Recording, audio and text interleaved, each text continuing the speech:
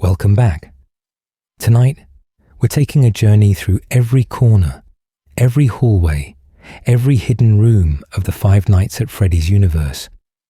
Not through the lens of jump scares or survival tactics, but through the physical spaces themselves.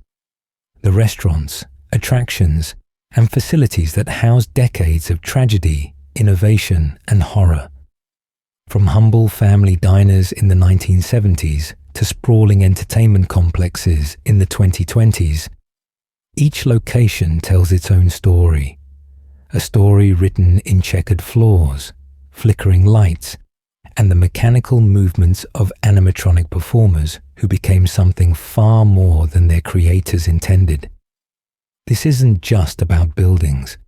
It's about how ambition transforms into obsession, how family entertainment venues become tombs, and how the very walls seem to remember every terrible thing that happened within them. We'll walk through the original Fredbear's family diner, when spring-lock technology was still considered revolutionary, rather than deadly. We'll stand in the pizzerias where children vanished, and where their spirits found new homes in metal shells. We'll descend into underground facilities where experiments blurred the line between life and machinery. And we'll end in a massive entertainment complex built directly over the buried sins of the past, as if concrete and neon could somehow erase what came before. Each location exists in a specific time and place, but they're all connected by threads of tragedy that refuse to break. The same families, the same mistakes, the same desperate attempts to contain something that should never have been unleashed. So settle in. Let the atmosphere wash over you like a fog rolling through empty corridors, and let's explore every single location in the Five Nights at Freddy's timeline, from the very beginning to the latest chapter. And if you find yourself drifting off as we wander these haunted halls together, that's perfectly fine. Sometimes the best way to process horror is through the soft filter of approaching sleep, where the edges blur and the stories become almost like dreams themselves. Fredbear's family diner, where it all began. In the hazy glow of the 1970s, somewhere in a small town that would later become synonymous with tragedy, two men with big dreams and complementary skills came together to create something special. Henry Emily, the engineer and inventor, and William Afton, the businessman and showman, founded what would become the first location in the Fazbear entertainment empire. But it didn't start as Freddy Fazbear's Pizza. It started smaller, more intimate, more personal. It started as Fredbear's family diner. Picture a modest establishment, the kind of place where families could gather for simple pleasures.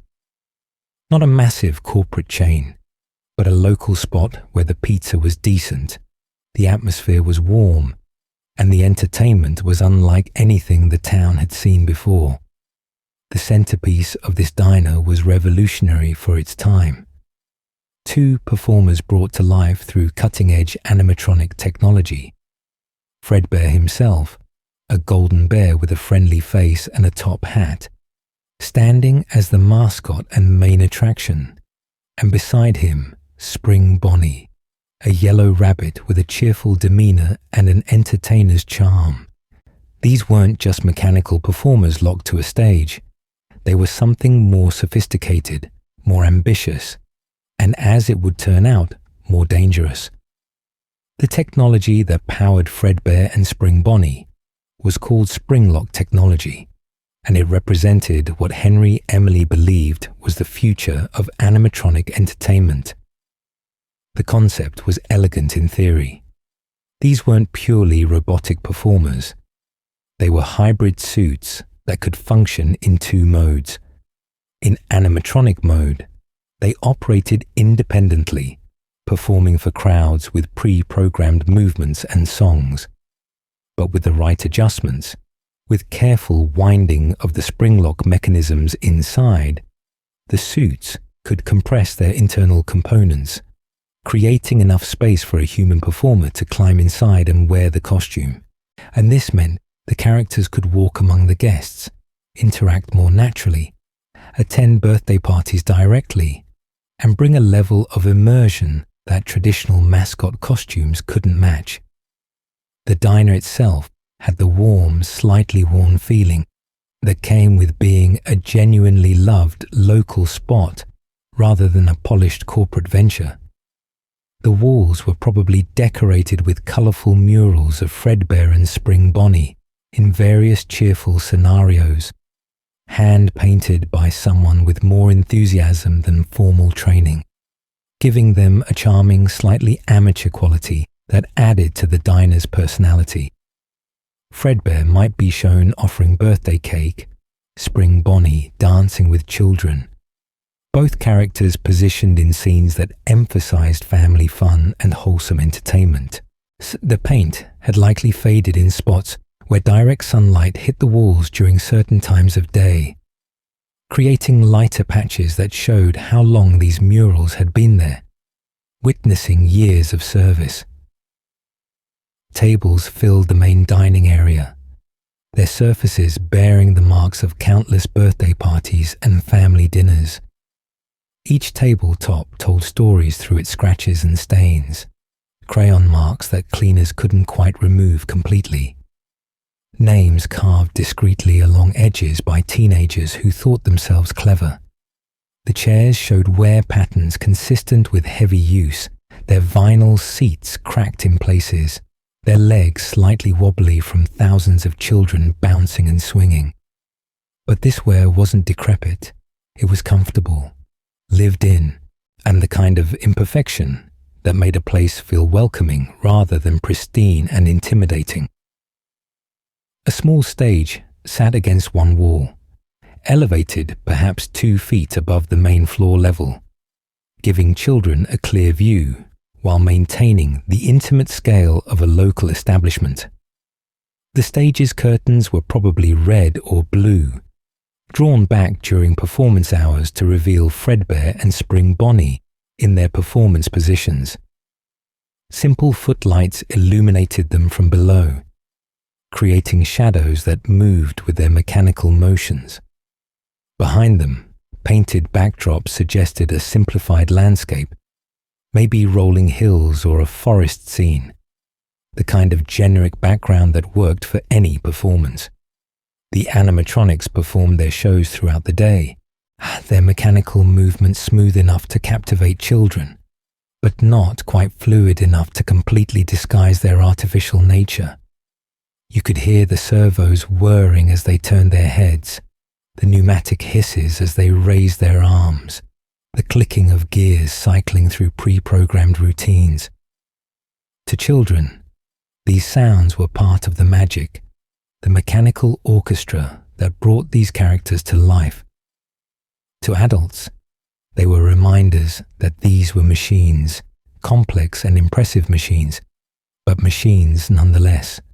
The smell of pizza baking in the ovens mixed with the distinctive scent that came with any family restaurant. That combination of tomato sauce, melted cheese, and the faint staleness of carpet that had absorbed years of spilled drinks and tracked in dirt, and the kitchen area was visible from parts of the dining room.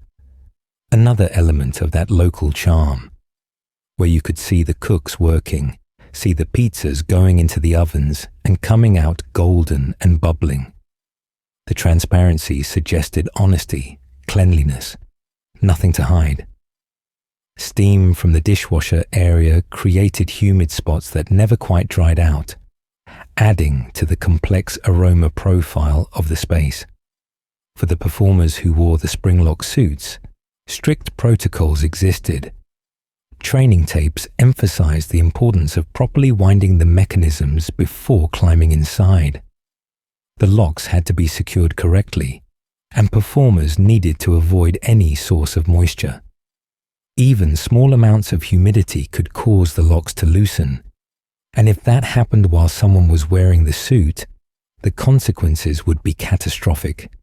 The compressed animatronic parts would snap back to their original positions with immense force, and the performer inside would be impaled by metal rods, crossbeams, and mechanical components. It would be excruciating and likely fatal. But these warnings were delivered in calm, procedural tones, treating the suits as simply another piece of equipment that required respect and proper handling. The diner thrived for a time. It became a gathering place for the community, a spot where kids begged their parents to take them for birthdays and special occasions. The partnership between Henry and William seemed solid, with Henry's technical brilliance complementing William's business acumen and showmanship. Behind the scenes, though, tensions may have already been forming. The exact dynamics between the two men remain somewhat unclear, but what's certain is that William Afton possessed ambitions that extended beyond running a successful family restaurant. As the diner's success grew, plans were made to expand. The Fredbear's family diner concept would spawn a larger chain, a more ambitious venture that would introduce new characters and reach a wider audience. But before that expansion could fully take root, tragedy struck in a way that would forever stain the diner's legacy and set in motion a chain of events that would span decades. The year was 1983, and a young boy was celebrating his birthday at Fredbear's. This child, often referred to as the crying child due to his constant tears and fear of the animatronics, had an older brother who enjoyed tormenting him. The older brother, along with his friends, wore masks of the various animatronic characters: Freddy, Bonnie, Chica, and Foxy masks that they used to terrorize the younger boy. The bullying had been ongoing, but on this birthday, it reached its horrific culmination. The details paint a picture of casual cruelty escalating beyond its intended scope. The older brother and his friends, emboldened by group dynamics and teenage thoughtlessness, decided on one final prank. They grabbed the crying child and carried him toward the stage where Fredbear performed.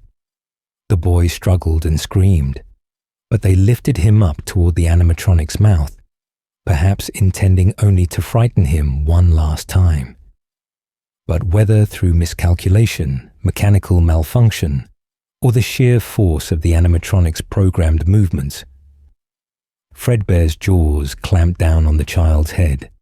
The sound in that moment must have been terrible. The mechanical whir of servos, the crunch of breaking bone, the screams cutting off into something worse. Blood mixed with birthday decorations. The cheerful atmosphere shattered into chaos.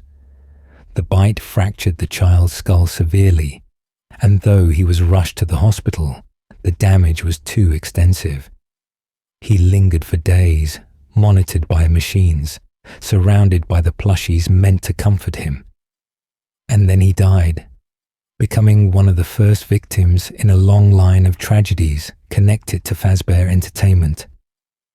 This incident, known as the Bite of 83, marked a turning point for Fredbear's family diner. The location couldn't recover from such a public tragedy. The community's trust evaporated, or parents who had once brought their children there now saw only danger in the smiling animatronics. The diner closed, its doors locked, its stage going silent. Fredbear and Spring Bonnie would be relocated, stored, and eventually integrated into other locations. But the diner itself, the place where it all began, was left to rot. An empty building with fading paint and memories that wouldn't fade no matter how much time passed. The closure of Fredbear's family diner didn't end the story, though. It merely shifted the focus to new locations, new attempts to make the concept work, new tragedies waiting to unfold. Because William Afton and Henry Emily weren't done. The franchise would expand despite the darkness at its origin, or perhaps because of it. Because some people, when confronted with tragedy, learn caution, and others learn that darkness can be exploited, that fear has its uses, and that the line between entertainment and horror is thinner than anyone wants to admit. Freddy Fazbear's Pizza. The original location. Even before Fredbear's family diner closed its doors, plans for expansion had been in motion. By 1983, a new location opened its doors with a fresh concept and a revamped roster of characters. This wasn't just Fredbear and Spring Bonnie anymore. This was Freddy Fazbear's Pizza, and it represented Henry Emily's vision, taken to the next level. Bigger, bolder, with an entire band of animatronic performers ready to capture children's imaginations. The location itself was more spacious than the humble diner that preceded it. The main dining area sprawled outward, filled with tables and booths, arranged to give families their own space, while maintaining sightlines to the main stage. That stage stood as the centerpiece of the entire establishment, where the new animatronic band performed throughout the day. The checkerboard pattern of black and white tiles covered the floor, a design choice that would become iconic across multiple locations. It was practical, hiding stains well, but it also gave the place a distinctive aesthetic, almost like a giant chessboard where children ran between the squares, their laughter echoing off walls decorated with posters of the characters in various poses and scenarios. The band itself consisted of 4 main characters, each with their own personality and appeal. Freddy Fazbear served as the leader and a face of the franchise, a brown bear with a black bow tie and top hat. His design intentionally evoked Fredbear while being distinct enough to stand on his own. His role was lead vocalist, and his friendly demeanor made him approachable for children. Bonnie the bunny, colored blue or sometimes purple depending on the lighting, played guitar and stood to Freddy's left on stage. His long ears and slightly goofy expression made him popular with kids. Chica the chicken, the only female member of the core band, played music and often carried a cupcake companion that added to her charm. Her yellow coloring and bib that read, "Let's eat," emphasized the pizza restaurant aspect of the establishment. And finally, positioned in his own separate area called Pirate Cove, Foxy the pirate stood as the wild card of the group. A red fox with an eye patch, hook hand, and tattered appearance, Foxy appealed to kids who wanted something a bit edgier than the main trio. The technology driving these animatronics represented a significant advancement over the Springlock suits. These were dedicated animatronic performers, not hybrids designed to be worn. Their movements were more sophisticated, their performances more elaborate. They could play instruments, move their heads and bodies in coordinated motions, and maintain the illusion of being a real band performing real music. During the day, they stayed in character, and the restaurant hummed with the energy of a successful family entertainment venue. But the Springlock suits hadn't been completely abandoned. Fredbear and Spring Bonnie were still used, now as backup performers or for special events. The original technology remained in rotation, and even as safer alternatives became available. This decision would have consequences, but in the early days of Freddy Fazbear's Pizza, the focus was on success and expansion. The restaurant developed a reputation as the place for children's birthday parties. The package deals offered cake, pizza, drinks, and a special performance from the animatronics, all for a price that seemed reasonable to families looking for convenient celebration options. The birthday child might even get to sit in a special chair near the stage, decorated with ribbons and featuring a small crown or hat that marked them as the guest of honor. They might receive a personal greeting from one of the characters, though this was delivered through pre-recorded audio rather than true interaction. The animatronics would acknowledge the birthday child's name, sing a special song, maybe offer a simple wave or gesture that made the moment feel personalized, even though dozens of other children received the same treatment every weekend. The prize counter near the entrance displayed an array of cheap toys and trinkets that children could earn by playing the arcade games scattered throughout the establishment. The prizes ranged from tiny plastic rings and stickers worth only a few tickets to larger items like stuffed animals or electronic games that required hundreds of tickets to claim. The display case was always brightly lit, showing off the merchandise in a way that maximized its appeal to young eyes. Children would press their faces against the glass, pointing at items they wanted, calculating how many more games they needed to play to reach their goals. The psychology was deliberate, the visible rewards encouraging continued play and additional quarters fed into machines. Those arcade machines, with their glowing screens and electronic sounds, added another layer of entertainment and served as effective time killers for kids waiting for their food or for their party to begin. Classic games like Pac-Man or Space Invaders might have been present, mixed with more contemporary titles from the early to mid-1980s.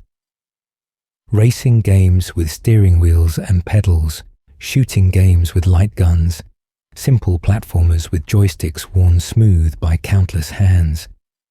The machines were arranged in rows or clusters, creating a mini arcade within the restaurant that generated its own atmosphere of competition and accomplishment.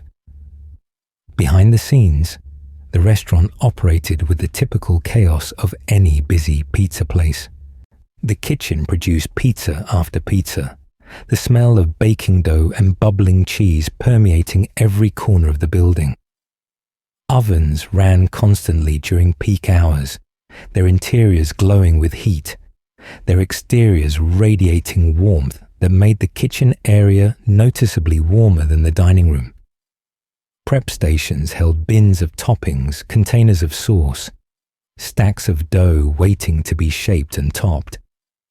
The kitchen staff moved with practiced efficiency, their movements choreographed through repetition into a smooth workflow that could handle dozens of orders simultaneously. Staff members rushed between tables in the dining area, managing orders, cleaning up spills, and trying to maintain order among groups of excited children. They carried trays loaded with pizza, pitchers of soda, stacks of plates and cups, and they responded to requests for more napkins, helped locate lost toys, mediated disputes between children arguing over arcade games. They maintained the facade of cheerful service even during moments of maximum stress when every table was full and the kitchen was backed up and some parents were getting impatient about wait times. The job required energy, patience, and the ability to smile while being overwhelmed. The back rooms contained the usual necessities: storage for supplies, including boxes of cups and plates, industrial-sized containers of ingredients, cleaning supplies and equipment. Employee break areas provided minimal comfort, maybe a few chairs, a table for eating lunch, a bulletin board with scheduling information and corporate notices. Maintenance closets held the tools and parts needed for quick repairs of equipment. R&D spaces designated for the animatronics when they weren't performing. Areas where they could be powered down, inspected, or serviced without guests observing the maintenance process. One particular area deserves special mention: the safe room, a hidden space that wouldn't appear on any public map or digital camera system. This room existed as a maintenance area, a place where old animatronic parts could be stored, where employees could take breaks away from customer view, and where equipment deemed too dangerous or outdated could be kept out of circulation. The safe room's isolation made it useful for many purposes, but it would eventually serve a much darker function. The security systems at this original Freddy Fazbear's Pizza were rudimentary by modern standards. A network of cameras covered the main areas, feeding into monitors in a small security office.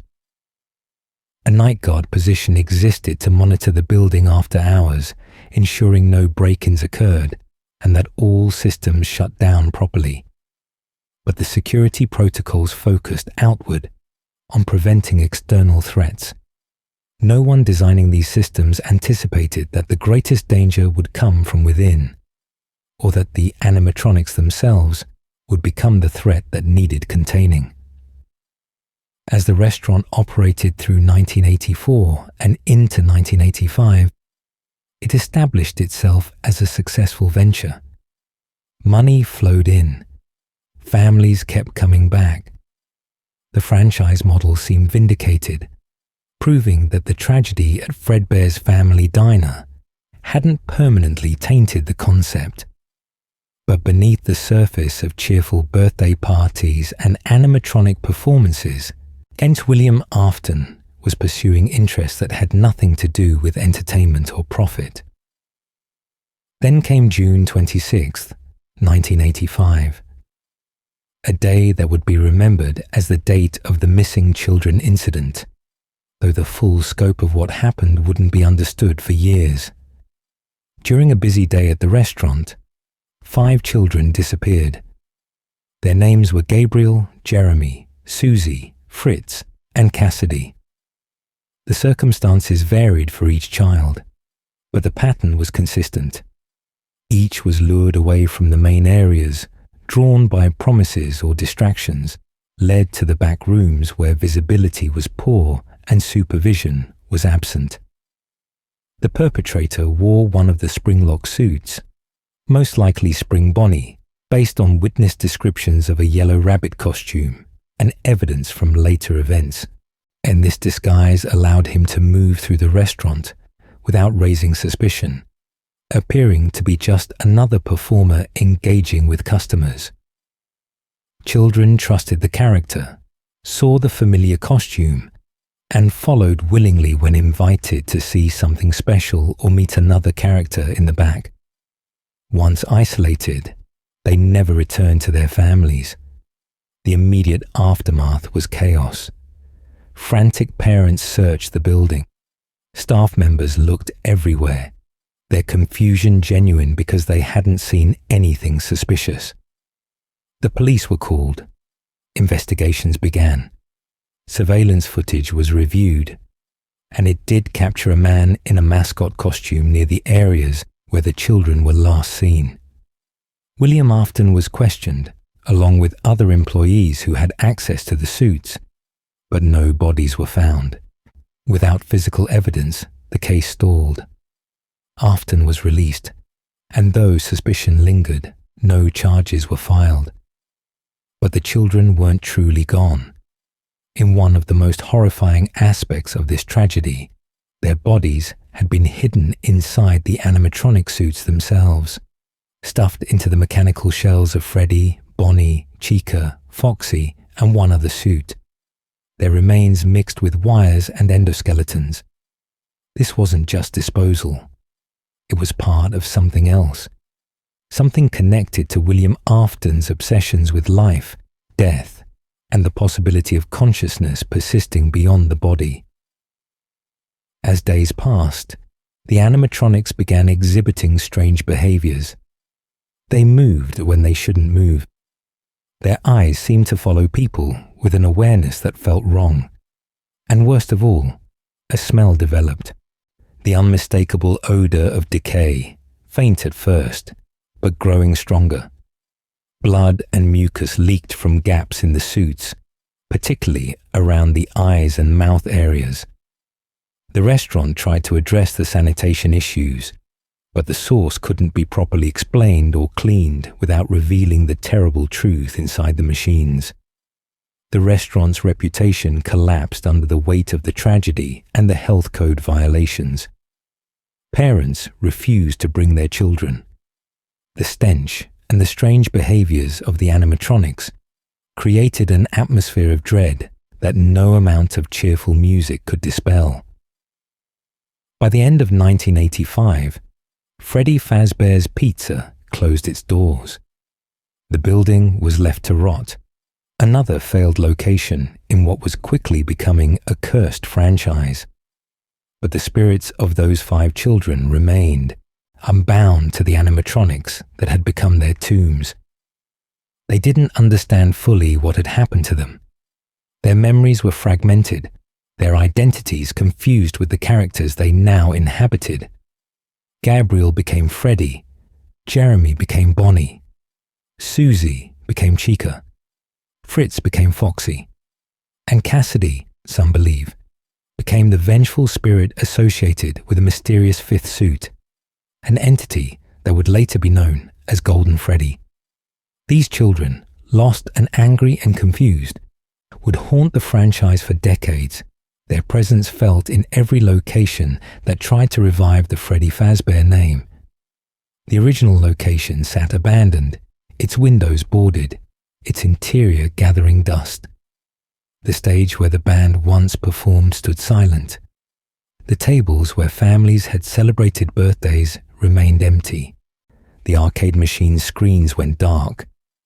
And in the back rooms, in the hidden spaces, the possessed animatronics waited, their mechanical bodies powered down but their spiritual occupants still aware, still angry, still seeking something that felt like justice, even if they couldn't quite remember what justice would look like anymore. Circus Baby's Pizza World, Innovation and Tragedy. While Freddy Fazbear's Pizza operated and then failed, William Afton pursued a parallel project that reflected his darker interests. The exact timeline is somewhat unclear, but evidence suggests Circus Baby's Pizza World was established sometime in the mid-1980s, operating briefly before its closure. This sister location featured an entirely new lineup of animatronic performers. These weren't ordinary entertainment robots. They were funtime animatronics, and their design incorporated features that had nothing to do with entertaining children and everything to do with Williams' experiments. The exact location and layout of Circus Baby's Pizza World remains somewhat unclear, but what's known paints a picture of a facility designed to appear family-friendly while serving a sinister purpose. The star attraction was Circus Baby herself, an animatronic clown with a striking appearance. She stood tall, her design more sophisticated than the characters at Freddy's. Her face bore distinctive features, red pigtails framing a pale complexion, green eyes that seemed to hold more intelligence than any machine should possess, and a costume decorated in red and white. Her appearance evoked both the whimsy expected of a clown and something slightly unsettling, and a duality that perhaps reflected her true nature. But Baby's most distinctive feature wasn't visible during a normal operation. Hidden within her torso was a mechanical claw system, retractable and powerful. Under specific conditions, this claw could extend outward, grab a target, and pull it into the storage tank inside Baby's body cavity. The official explanation for this feature, if one existed, might have framed it as a mechanical component for retrieving objects or performing tricks. The truth was much darker. Baby was designed to abduct children. She wasn't alone in her programming. The other Funtime animatronics each possessed their own capabilities suited for capturing or monitoring potential victims. Ballora, a graceful ballerina animatronic with closed eyes and an elegant design, had advanced auditory sensors that could detect voices and movement patterns. Funtime Freddy, a white bear with blue accents and a hand puppet named Bon Bon, combined the familiar Freddy design with enhanced mobility and manipulation capabilities. Funtime Foxy, with a sleeker design than the original Foxy, could mimic voices and appeared designed for speed and agility. Training tapes from the era mentioned that springlock suits still existed at the time, suggesting the older technology hadn't been completely abandoned, even as these newer models were introduced. The facility itself probably followed the standard pizzeria format to some degree. A main performance area where the animatronics could showcase their acts. Dining spaces for families. Arcade games and attractions to keep children entertained. But the layout would have included areas designed specifically for the animatronics' hidden functions. Spaces where a child could be isolated without raising immediate alarm. William Afton's daughter, Elizabeth, became fascinated with Circus Baby. The little girl saw the beautiful clown animatronic and wanted desperately to interact with her, to play with her, to be close to this impressive creation her father had built. But William, knowing exactly what Baby was capable of, strictly forbade Elizabeth from approaching the animatronic. His warnings were stern and repeated. Stay away from Baby. Don't go near her. Don't be alone in the same room with her. Elizabeth, like many children forbidden from something they desire, found William's warnings only made Baby more enticing. One day, when she managed to be alone with the animatronic, Baby performed as designed. The scenario is easy to imagine in its tragic simplicity. Baby, detecting a lone child, activated her entertainment protocol. Ice cream dispensed from a compartment, a lure to draw Elizabeth closer. The little girl approached, reaching for the treat, seeing no danger in the smiling clown face. And then Baby's stomach hatch opened, the mechanical claw shot out, and Elizabeth was pulled inside before she could even scream. The death was immediate and devastating. When staff or William discovered what had happened, the truth couldn't be hidden or explained away. Elizabeth was gone, her body trapped inside the very machine her father had created. The incident forced the immediate closure of Circus Baby's Pizza World. William fabricated a story about gas leaks, a cover that would explain the sudden shutdown, without admitting to the true horror of what had occurred. But Elizabeth's death accomplished something William hadn't anticipated, or perhaps had hoped for in his twisted experiments. Her soul, her consciousness, her sense of self, didn't dissipate with her death.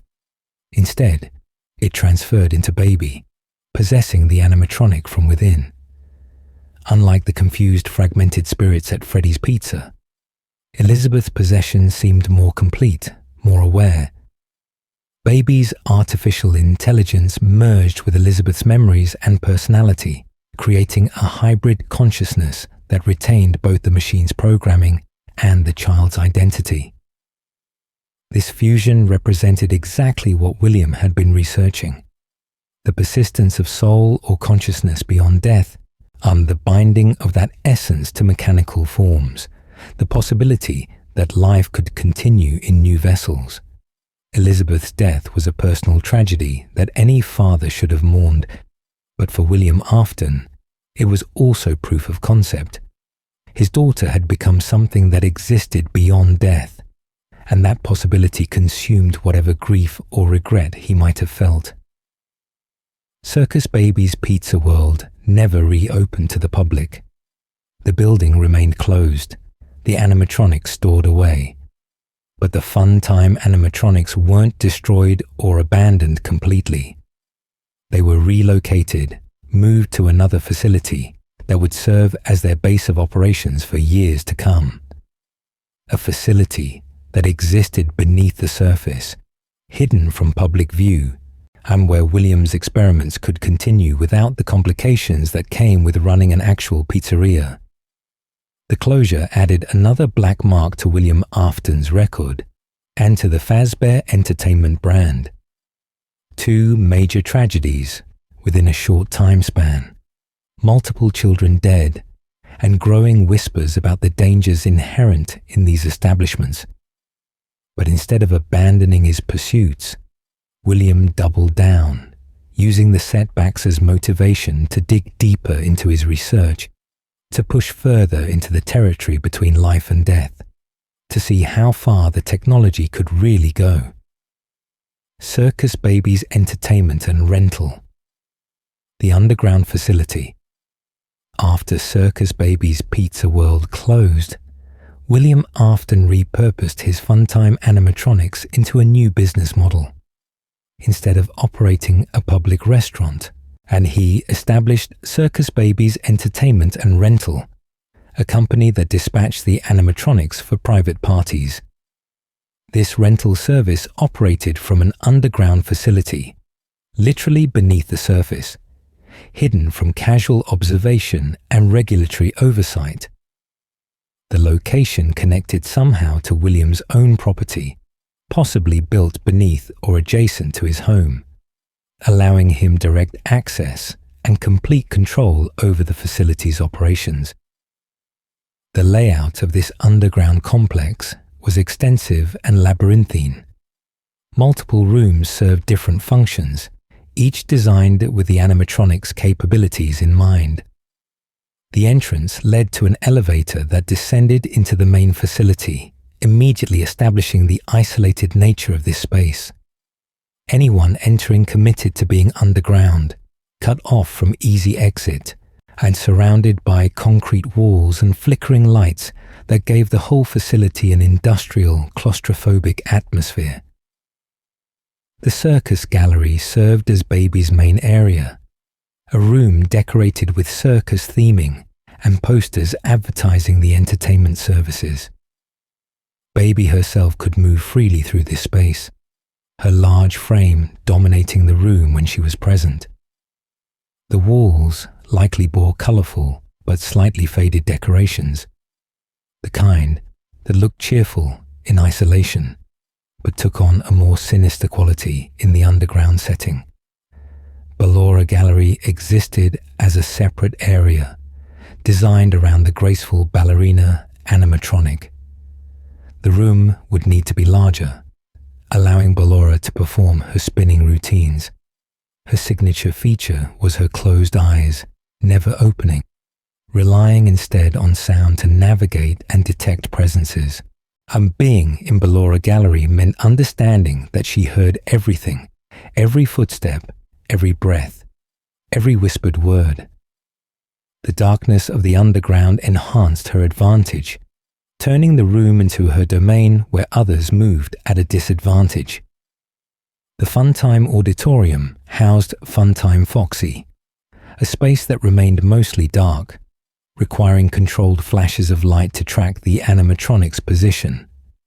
This wasn't a performance space for audiences, but rather a holding area where Foxy waited between rental assignments. The darkness served a practical purpose, conserving power and reducing wear on the animatronic's visual sensors. But it also created an environment of intense dread for anyone needing to traverse the room. Parts and service functioned as the maintenance area, where animatronics could be examined, repaired, and modified, and this room contained the equipment necessary for serious mechanical work. And it was here that a person could see the animatronics, not as entertainers, but as machines. Endoskeletons exposed, outer shells removed, the illusion of life stripped away to reveal the metal and wires beneath.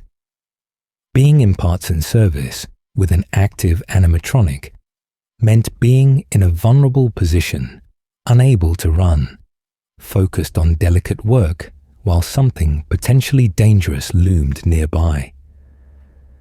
The breaker room controlled the facility's power systems, a claustrophobic space filled with electrical panels and the hum of transformers. Resetting breakers, rerouting power, managing the entire facility's electrical grid, all from a room that felt too small and too important. A failure here could shut down everything, to leaving someone trapped in darkness with the animatronics. The scooping room existed for a purpose that wasn't immediately clear, but would prove to be one of the most significant spaces in the facility. This room contained a machine called the scooper, which appeared designed to remove the endoskeletons from animatronic suits. The device could clamp onto an animatronic and extract its internal structure with mechanical precision, leaving only the outer shell behind. But the scooper served another purpose, one connected to William's experiments with Remnant, the supernatural substance that seemed to bind souls to metal. The scooper could inject Remnant into animatronics, imbuing them with something beyond their original programming. Private rooms and offices existed for monitoring operations, reviewing rental bookings, and conducting whatever business needed conducting. Camera systems throughout the facility allowed for observation of every area, though some spaces had blind spots or areas where cameras mysteriously malfunctioned. Ventilation systems connected all the rooms, metal ducts large enough for a person to crawl through if desperate, though doing so meant navigating in cramped darkness with no certain knowledge of where each duct led. The rental service itself operated in a straightforward manner. Clients booked animatronics for parties, paying premium prices for the unique entertainment they provided. The fun-time animatronics would be dispatched to the party location, perform their routines, interact with guests, and then return to the facility for maintenance and storage before the next booking. From the client's perspective, it was a successful business providing memorable entertainment. What they didn't know was that the animatronics' true programming still ran beneath the surface, gathering information, learning, waiting for opportunities to fulfill their original designed functions. Over time, something changed in the facility. The animatronics, possessed in part by Elizabeth's consciousness within Baby, and possibly by fragments of the remnant injected into them, began developing their own agenda. They realized they were trapped underground, confined to a facility they couldn't escape. The rental service, while allowing them brief excursions to the surface world, always ended with their return to captivity. They wanted freedom, wanted to escape to the world above permanently, but they couldn't manage it in their current forms. They needed a new approach, a new method of escape. This is where Michael Afton entered the picture. William's son, still carrying guilt over his younger brother's death years earlier, received a communication from his father. The message was simple but compelling. Go to Circus Baby's entertainment and rental. Find Elizabeth. Free her from the facility. Michael, not fully understanding what he was walking into, but motivated by the chance to somehow make amends or help his sister, took a job as a technician at the facility. His week at Circus Baby's entertainment and rental quickly revealed the true nature of the situation. Baby communicated with him through the facility's speaker system, her voice helpful and seemingly allied with Michael's goal of escaping. She guided him through tasks, helped him avoid the other animatronics. I shared the story of how Elizabeth died and became Baby. Michael, desperate to believe he could save his sister, followed her instructions even as the situations grew more dangerous and the other animatronics became increasingly aggressive. The truth revealed itself too late. The animatronics had formulated a plan called the Scooper Protocol. They would combine their endoskeletons into a single amalgamation, a creature of tangled wires and metal called Ennard, and they would use Michael as their escape vessel.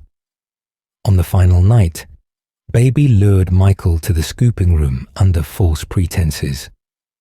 Before he could escape, the scooper activated, its mechanism clamping onto Michael and extracting his internal organs with brutal efficiency. The process should have killed him instantly, But the supernatural elements at play, the remnant that had touched the facility and everyone in it, kept him alive long enough for Ennard to climb inside his hollowed-out body. Wearing Michael like a skin suit, Ennard escaped the facility and attempted to live among the surface world. But human bodies decay, especially when they've been traumatically hollowed and repurposed. Michael's skin turned purple and grey, his movements became jerky and unnatural. People began noticing the wrongness of his appearance. After days or weeks of increasing decomposition, Ennard had to abandon the failing vessel, crawling out and retreating into the sewers, while Michael's body collapsed in what should have been his final resting place. Except Michael didn't stay dead. The remnant, or perhaps sheer determination, or some combination of supernatural factors, reanimated his corpse. He rose, a walking dead man, his body preserved in a state of animated decay. He could function, could move and speak, could pass for living if people didn't look too closely. But he was fundamentally changed, no longer fully alive, but unable to properly die. And in that state, he made a vow. He would find his father. He would end what William had started. He would burn away the legacy of pain and suffering that the after name represented. The underground facility, abandoned after these events, remained beneath the surface. Its rooms sat empty, its systems powered down, its purpose fulfilled and discarded. But it existed as evidence, as a monument to William Afton's complete descent into obsession and cruelty. A place where families rented animatronics for parties, not knowing those same machines were designed to abduct and kill their children. A place where a father's experiments claimed his own daughter's life. A place that transformed Michael Afton from a living person into something caught between life and death, forced to exist in a state of constant decay while pursuing vengeance against the man who caused it all. Freddy Fazbear's Pizza, the 1987 location. Despite the multiple tragedies and closures that had plagued Fazbear Entertainment, the company attempted a major revival in 1987. This new Freddy Fazbear's Pizza was larger than the original, more ambitious in its scope, and featured significant technological upgrades designed to address the safety concerns that had haunted previous locations. The management wanted to prove that the concept could work, that families could trust the brand again, and that the past could be left behind through innovation and improved security. The building itself reflected these ambitions. More square footage than the original location, with expanded dining areas that could accommodate multiple birthday parties simultaneously without the groups interfering with each other's celebrations. More arcade machines lined the walls, their screens glowing with invitations to play, their electronic sounds creating a constant backdrop of beeps, explosions, and digital music. Additional party rooms allowed for private celebrations, each decorated with Fazbear-themed elements, but maintaining enough distinctiveness that families could identify which room was theirs. The main show area rivaled small theatre stages in scale and sophistication. The stage stood higher than in previous locations, and with multiple levels and platforms that the animatronics could use during performances. Professional lighting systems hung from ceiling rigging, capable of creating dramatic effects, spotlights, color washes, and synchronized patterns that enhanced the shows. The sound system was significantly upgraded, with speakers positioned throughout the dining area to ensure everyone could hear the performances clearly, without the distortion or audio dead spots that plagued smaller setups. The walls were bright, decorated with newer posters and murals that emphasized the fresh start angle. Professional graphic designers had created this generation of artwork, and it showed in the polished quality of the images. The posters advertised specific attractions, birthday package deals, upcoming events, and special menu items. The murals depicted the animatronics in contemporary settings, playing instruments, interacting with happy children, participating in activities that emphasized active, wholesome fun. Everything about the visual presentation screamed modern professionalism, carefully calculated to distance the establishment from the rough edges and tragedies of previous locations. The floors maintained the iconic checkerboard pattern, but with cleaner tiles and better maintained grout. The tiles were larger than in the original location, perhaps 12 inches square instead of 8, creating a more dramatic visual effect while also being easier to clean effectively. The grout lines were white rather than grey, emphasizing the cleanliness and making any dirt or staining immediately visible so staff could address it quickly. And the pattern extended throughout the main areas, creating visual continuity and helping establish the Fazbear brand identity. In party rooms, the flooring shifted to industrial carpet in festive patterns, easier on bare feet and better for managing spilled drinks. Everything about the space was designed to feel safe, modern, and thoroughly supervised.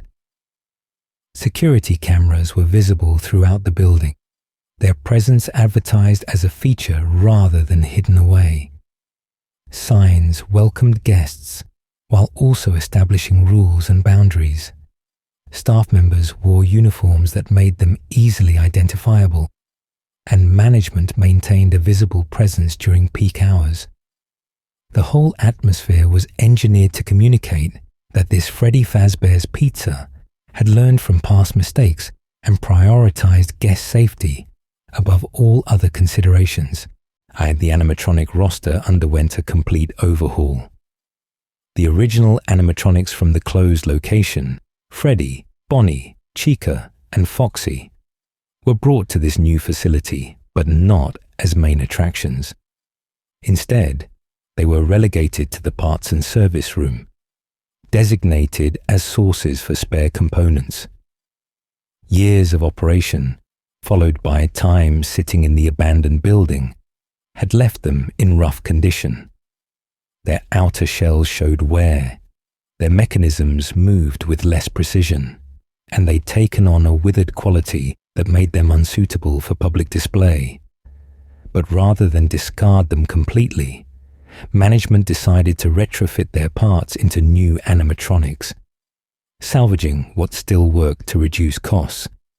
The new stars of the show were the toy animatronics, and they represented a significant technological leap forward. Toy Freddy, Toy Bonnie, Toy Chica, Mangle, and Balloon Boy each featured more child-friendly designs, brighter colors, smoother movements, and most importantly, cutting-edge facial recognition technology. These animatronics connected to a criminal database, constantly scanning faces in the crowd and comparing them against records of known offenders.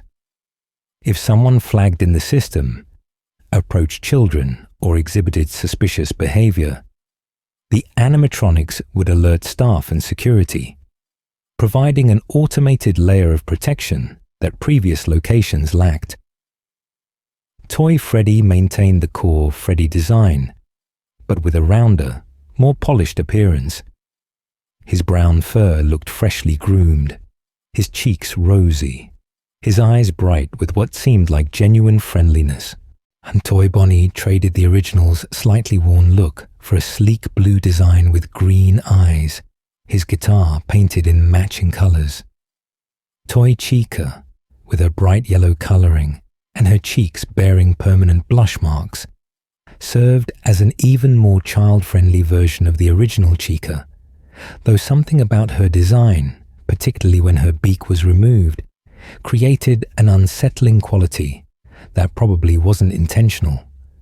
Balloon Boy, a smaller animatronic designed to hand out balloons and interact with younger children, had a simple, almost toy-like appearance that made him less intimidating than the larger characters. Then there was Mangle, and Mangle deserved special attention because of how she represented the reality of running a family entertainment center. Originally deployed as Funtime Foxy, a new version distinct from the Funtime animatronic in Williams' facility. She was designed for interaction and durability, but children at the restaurant treated her as a take-apart and put-back-together attraction, constantly climbing on her, pulling her apart, and reassembling her incorrectly. The staff tried repeatedly to repair her properly, but eventually they gave up, leaving Mangle in a permanently dismantled state. She became a pile of parts with a head, crawling across floors and ceilings, her movements erratic, and her voice glitched into static. Some questioned whether this state caused damage to her recognition software or altered her behavior protocols. The puppet, also called the marionette, had been transferred from the previous location. This unusual animatronic stayed in a music box in the prize corner, a long and thin figure with a white mask bearing simplified features and tear tracks painted down its cheeks. The puppet wasn't a performer in the traditional sense.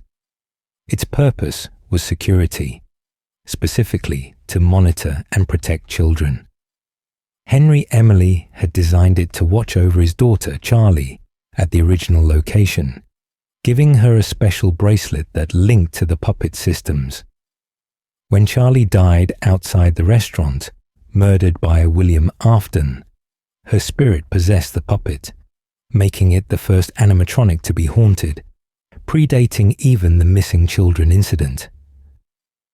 At this 1987 location, the puppet remained in its box, its music playing constantly, and staff knew not to let the music wind down completely, or the puppet would emerge. The layout placed the new animatronics in prominent positions. The main stage hosted Toy Freddy, Toy Bonnie, and Toy Chica, their performances scheduled throughout the day. Pirate Cove still existed, now designated as Kids Cove, where Mangle resided in her mangled glory. The prize corner housed the puppet's music box, and Balloon Boy had his own corner near the party rooms. The withered animatronics remained out of sight in parts and service, though security footage would sometimes show them moving at night, their recognition systems still active despite their inactive status.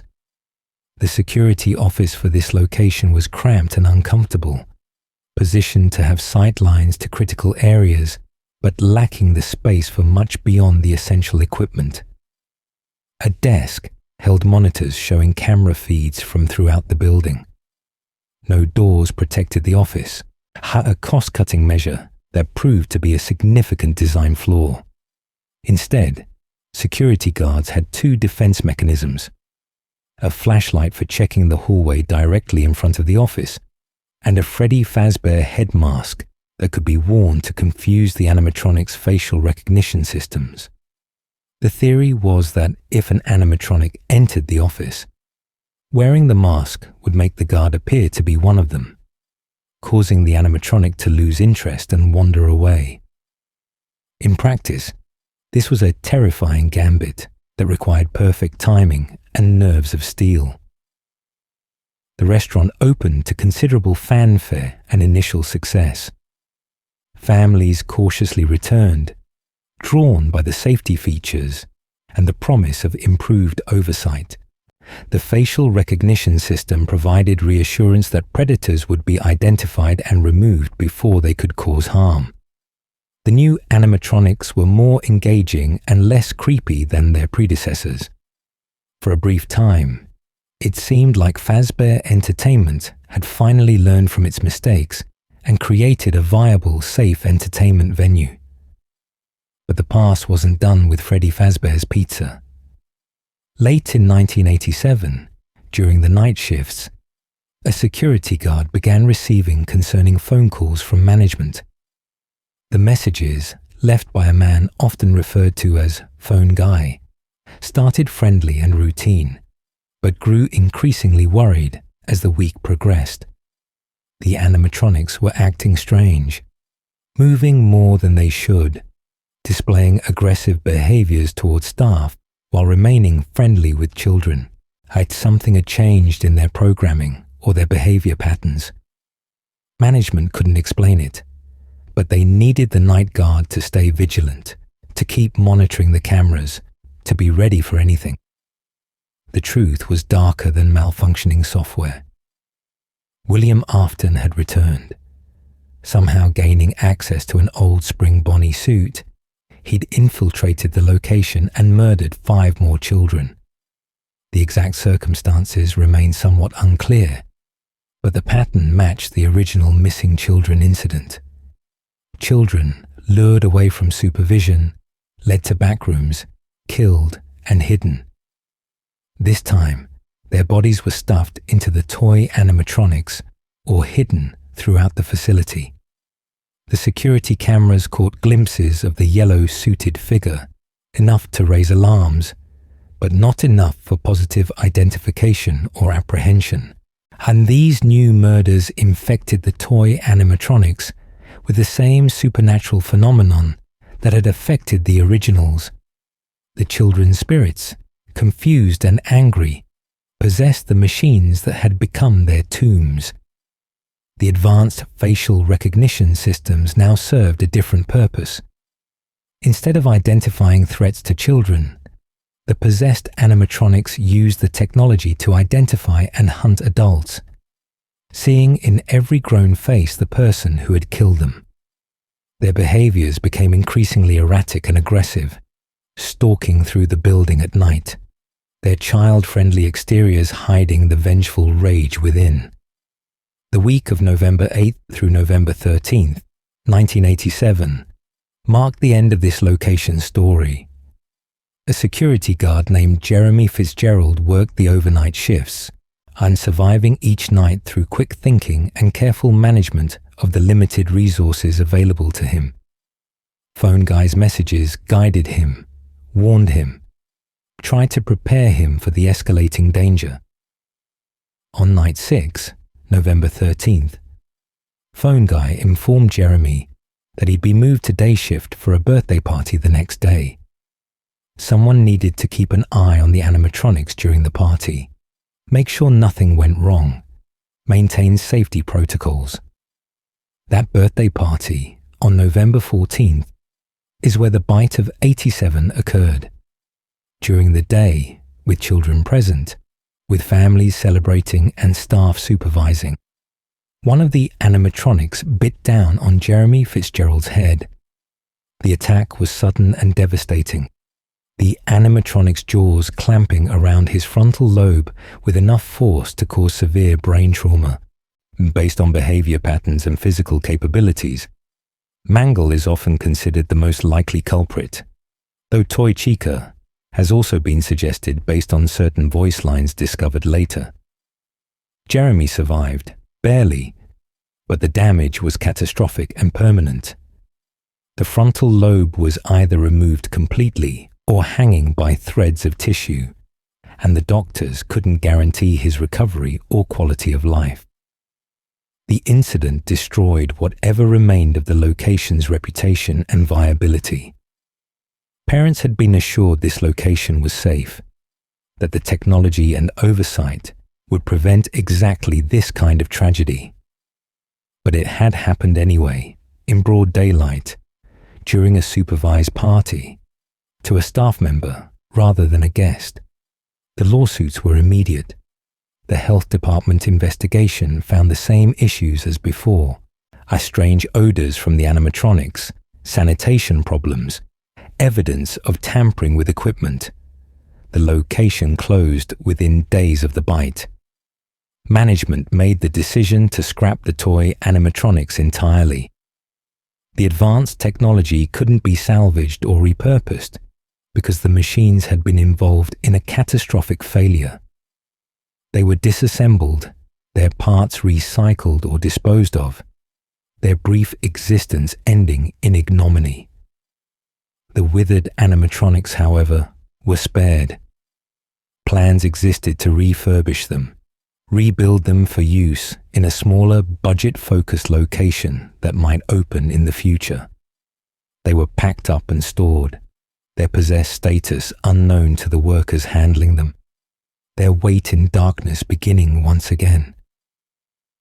The building stood empty after the closure, and another failed Freddy Fazbear's pizza location added to the growing list.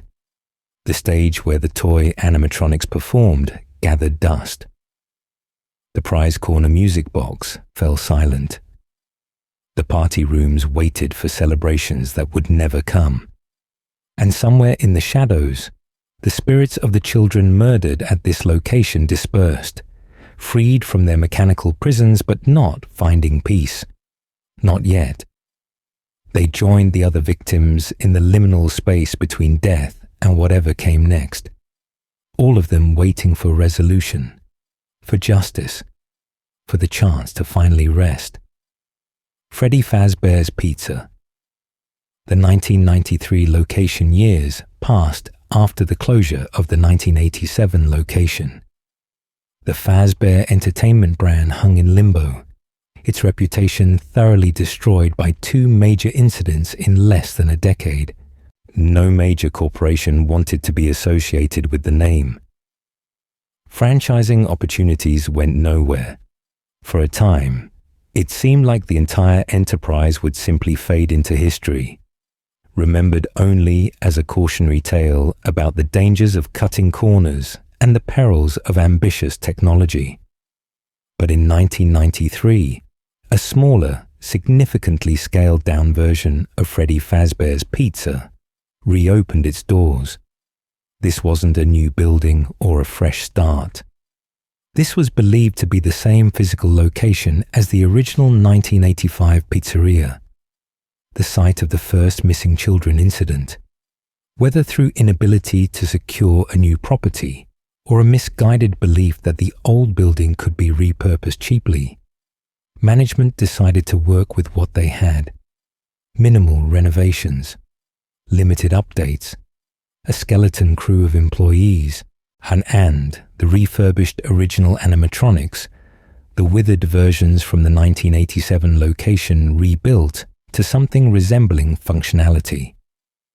The building showed its age immediately. Whatever maintenance had been performed during the closure period hadn't been enough. The checkerboard tiles were cracked and stained in places. The walls needed fresh paint. The posters advertising the characters looked faded and outdated. The whole establishment had a worn quality that suggested desperation rather than revival. But it was open, and it was cheaper than anything the company had attempted previously, which made it viable in management's eyes, even if customers remained skeptical. The animatronic band was back in their classic configuration. Freddy Fazbear, Bonnie, Chica, and Foxy are all rebuilt from their withered states, but still bearing the marks of years of use and abandonment. Their outer shells fit better, their movements were smoother, but something about them felt off. Their eyes tracked movement in ways that seemed too aware. Their positions on stage would shift slightly between closing and opening, as if they'd moved during the night even though they were supposed to power down completely.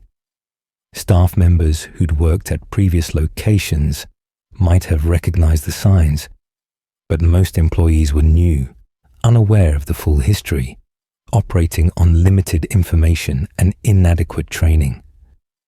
Freddy stood center stage as always, his brown fur somewhat patched, and his top hat slightly askew. Bonnie remained to Freddy's left, his blue coloring less vibrant than in his original form. Chica occupied the right side, her yellow exterior showing wear but her bib still reading "Let's Eat" in cheerful letters. Foxy remained sequestered in Pirate Cove, his curtain closed most of the time, his sudden appearances from behind that curtain becoming one of the location's unpredictable elements. A fifth animatronic Golden Freddy, existed in some form, though whether as a physical suit or purely as a supernatural manifestation remained unclear. Employees rarely saw him, and when they did, it was usually just before something went very wrong.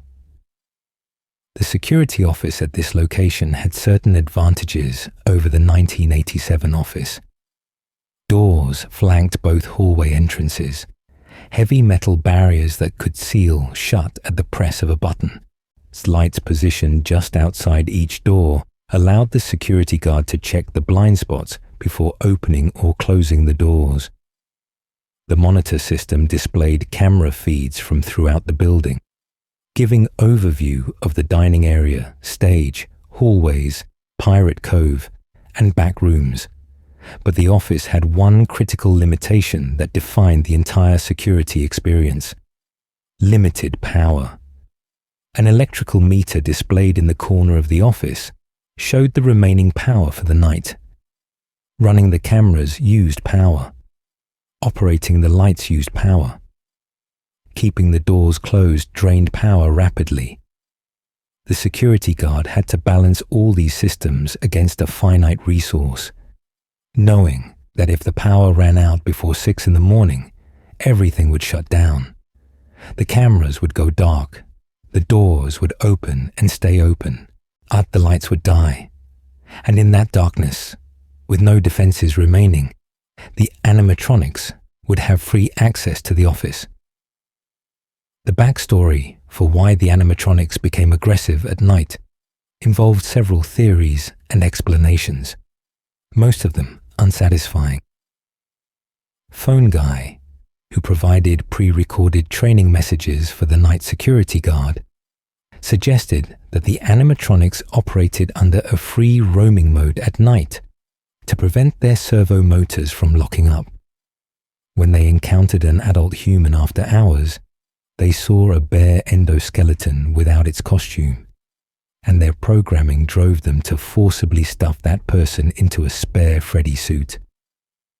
This would be fatal, as the spare suits contained crossbeams and mechanical parts that would crush and impale the person being stuffed. The reality, of course, was supernatural. The spirits of the murdered children still inhabited these machines. They didn't differentiate between innocent night guards and William Afton, the man who'd killed them. They saw adults, saw security uniforms, saw anyone working for the company that had enabled their deaths, and they attacked. Their confusion and anger made them dangerous, unpredictable, aggressive. They weren't malfunctioning machines. They were traumatized souls in metal bodies, acting out their pain on anyone unfortunate enough to be in the building after closing. A security guard named Mike Schmidt took the position in November 1993. Based on later revelations and various pieces of evidence, this was almost certainly Michael Afton using an alias, William's son, who'd survived the scooping at Circus Baby's entertainment and rental. The evidence for this connection includes his undead state, his knowledge of Fazbear locations, and his apparent search for answers about his father's crimes. Why he returned to a Freddy Fazbear's Pizza location remains somewhat unclear, but the most likely explanation is that he was searching for his father, investigating the sites connected to William's crimes, trying to understand the full scope of what had happened and where William might be now. Michael's week at the location played out across 5 increasingly difficult nights, with a 6th and custom night available for those determined or foolish enough to continue working after surviving the standard schedule. Each night, the animatronics grew more aggressive, their behaviors more unpredictable. Freddy approached slowly, his movement pattern calculated and patient. Bonnie came from the left side, moving with surprising speed once he decided to push toward the office. Chica approached from the right, often stopping in the kitchen where her movements could be heard but not seen. Foxy sprinted down the left hallway in sudden rushes, his hook hand scraping against walls, his appearance heralded by his distinctive sprinting sound. And Golden Freddy appeared rarely but with devastating effect, materializing in the office without warning, his appearance often causing equipment failures or immediate danger. Phone Guy's pre-recorded messages accompanied Michael through most of the week. Night 1 offered basic training. Night 2 provided more detailed advice. Night 3 grew noticeably more concerned. Night 4 captured Phone Guy's final moments as the animatronics broke into his office, and their sounds mixing with his panicked breathing and resigned acceptance. The recording cut off with mechanical screeching and Freddy's music box song playing, implications clear. By Night 5, Michael was truly alone. No more guidance, just survival until 6 a.m. The building operated throughout 1993 despite mounting problems. The animatronics' behavior made staffing the night shift nearly impossible, with guards rarely lasting more than a few days before quitting or suffering some incident that hospitalized them or worse. The smell persisted, that same distinctive odor of decay that had plagued previous locations. Blood and mucus continued leaking from the suits despite cleaning attempts. Customer complaints increased, though the low prices and nostalgia factor kept some families coming back. By the end of 1993, the decision was made to close permanently. No buyer could be found despite a year-long search. The association with death and tragedy was too strong, the brand too damaged, the concept too compromised. A newspaper clipping announced the closure, including a quote from management trying to put a positive spin on the ending. The characters would live on in children's hearts, they claimed. But everyone knew it was over. Freddy Fazbear's Pizza, in all its iterations, had failed completely. Mike Schmidt was fired before the final closure, terminated for tampering with the animatronics and odor issues.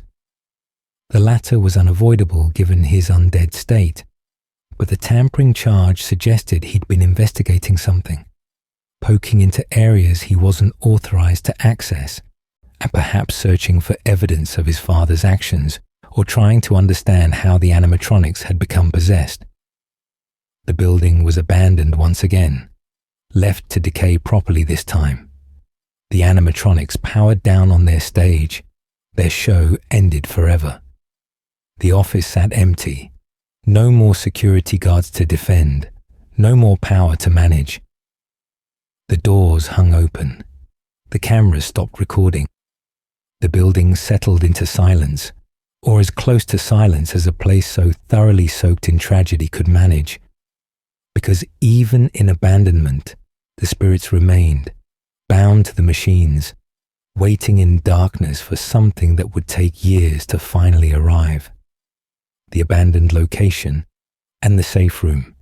Years passed with the building sitting empty, and from the final closure in 1993 through the rest of the decade and into the early 2000s, the pizzeria became a local landmark of failure and tragedy.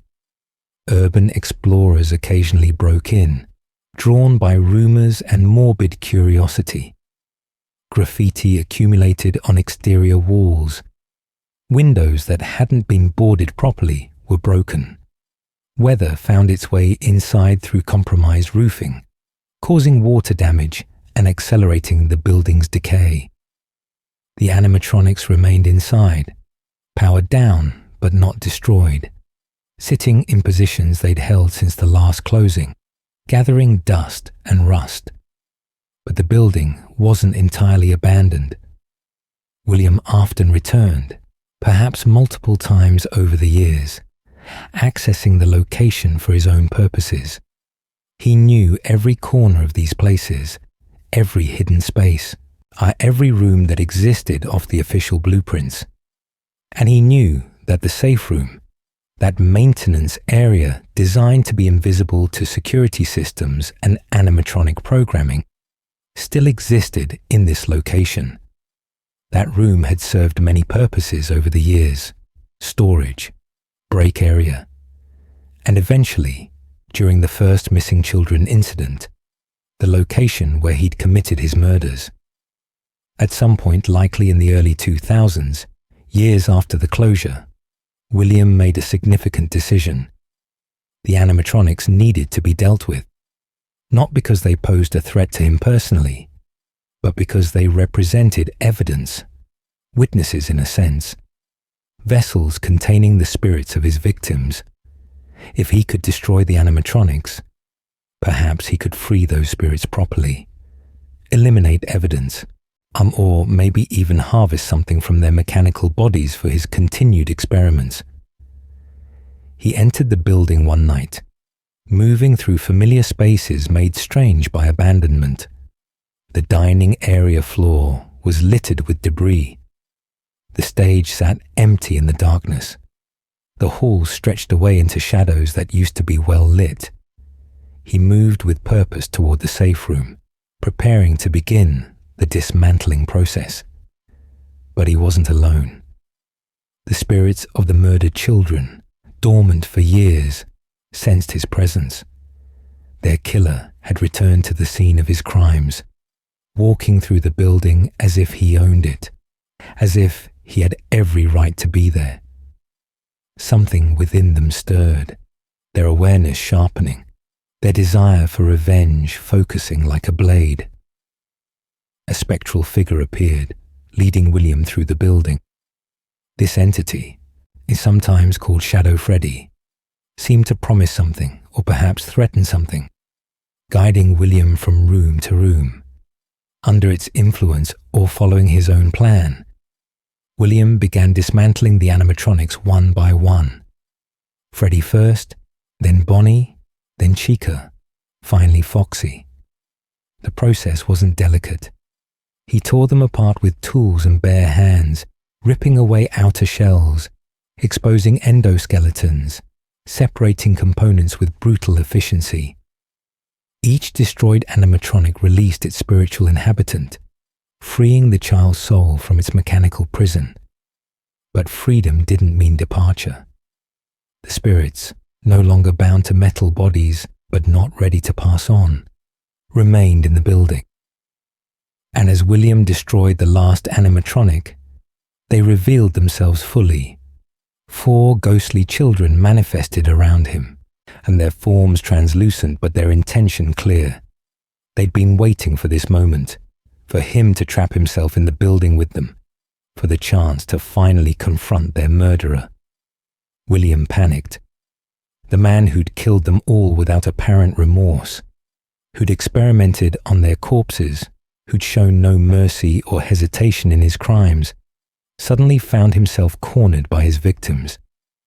He ran through the building, the spirits pursuing, until he reached the only place he could think to go, the safe room, that hidden space where cameras wouldn't see and where the animatronics programming wouldn't allow them to follow. He stumbled inside, his breathing ragged, looking for any kind of protection or weapon or escape route. His eyes fell on the Spring Bonnie suit, the old Springlock suit that he'd worn during the murders and that had helped him gain the children's trust, that had enabled every terrible thing he'd done. It stood against the wall, its yellow fabric faded, its mechanisms untested for years. Without better options, William made a decision that would define the rest of his existence. He climbed into the suit. The safe room was far from safe for this particular action. Years of neglect had left the room damp. Moisture seeped through the walls. The ceiling leaked, leaving puddles on the floor. Mold grew in corners, and moisture was exactly what Springlock suits were designed to avoid. As William sealed himself inside, as he tried to use the suit as armor against the spirits outside, the spring locks began failing. The first lock popped, then another, then a cascade of failures as the entire system collapsed, and the compressed endoskeleton components snapped back to their original positions with immense force. Metal rods pierced William's body, spearing through his organs. Crossbeams crushed his ribcage. Animatronic parts designed to fit where his bones should be tried to occupy the same space as his actual flesh and bone. The suite became a torture device, an Iron Maiden that killed its occupant slowly and excruciating rather than quickly. William's screams probably echoed through the empty building, though no one was around to hear except the spirits of his victims. They watched, perhaps, as justice of a sort was finally delivered. The man who'd killed them was dying in agony inside the very suit he'd used to gain their trust. It was poetic. It was horrible. It was incomplete. Because William didn't die cleanly. The spring lock failure should have killed him within minutes, but something sustained him. Whether through sheer stubborn will, through exposure to remnant over years of experiments, or through some supernatural intervention that wanted him to suffer longer, William persisted. He remained alive inside the suit as his blood pooled around him, as his breathing became labored and wet, as his body tried unsuccessfully to die. The spirits faded, perhaps believing their work was done, leaving William trapped and suffering in the safe room. At some point, someone sealed the safe room properly. Whether this was building management securing the space during the final closure, or contractors who discovered it years later and simply boarded it up, or some other circumstance, the end result was that the safe room became completely hidden, and the walls were covered, the door sealed behind drywall or paneling, the space removed from any floor plans or building documentation. It became a tomb, and William Afton became its sole occupant, trapped in the spring bonny suit, unable to die, unable to escape, existing in a state of undeath that would last for 3 decades. The building remained abandoned around this hidden room. Seasons changed. Years accumulated. Dust settled over everything. And in the sealed safe room, William Afton waited in darkness, his consciousness trapped in the spring bonny suit that had become his prison, his punishment, and eventually his new identity. He became Springtrap, a fusion of human corpse and animatronic suit, something that had once been a man, but was now something else entirely. And he waited, decades passing in isolated suffering, until the day when someone would finally discover him and unleash him back into the world. Fazbear's Fright, the horror attraction. Decades after Freddy Fazbear's Pizza closed its doors, the franchise had become an urban legend. The exact year when Fazbear's Fright opened remains debated, but evidence suggests sometime in the early to mid-2020s, roughly 30 years after one of the major closures. The specific details had blurred with time, mixing fact with fiction, creating a mythology around the old Pizzeria locations. Stories circulated about haunted animatronics, murdered children, and a mysterious killer who'd never been caught. Younger people heard these tales as creepy stories, disconnected from reality. Older locals who remembered the actual events preferred not to discuss them. The locations themselves remained abandoned, hazardous, avoided by everyone except the occasional urban explorer. But urban legends have commercial value, and in 2023, a group of entrepreneurs decided to capitalize on the Freddy Fazbear mythology. They secured a building and began developing Fazbear's Fright, a horror attraction designed to bring the scary stories to life. This wouldn't be a functioning restaurant. It would be a deliberately frightening experience, a haunted house themed around the animatronics and incidents that had made Fazbear Entertainment infamous. Guests would pay admission, walk through corridors decorated with genuine props and fake scares, experience jump scares from paid actors, and leave with that satisfying adrenaline rush that comes from controlled fear, and the building they chose fit the aesthetic perfectly. It was old, industrial, slightly decrepit, even before renovations began. The owners deliberately left it that way, embracing the worn atmosphere as part of the horror experience. The walls received minimal work, maintaining exposed brick in places, leaving pipes visible, preserving the sense of a place that had been abandoned and repurposed. The lighting was kept dim, with strategic shadows and sudden bright spots designed to disorient guests and heighten tension. The whole building felt claustrophobic despite its size. The corridors narrow, the ceiling low in places, the spaces designed to make people uncomfortable.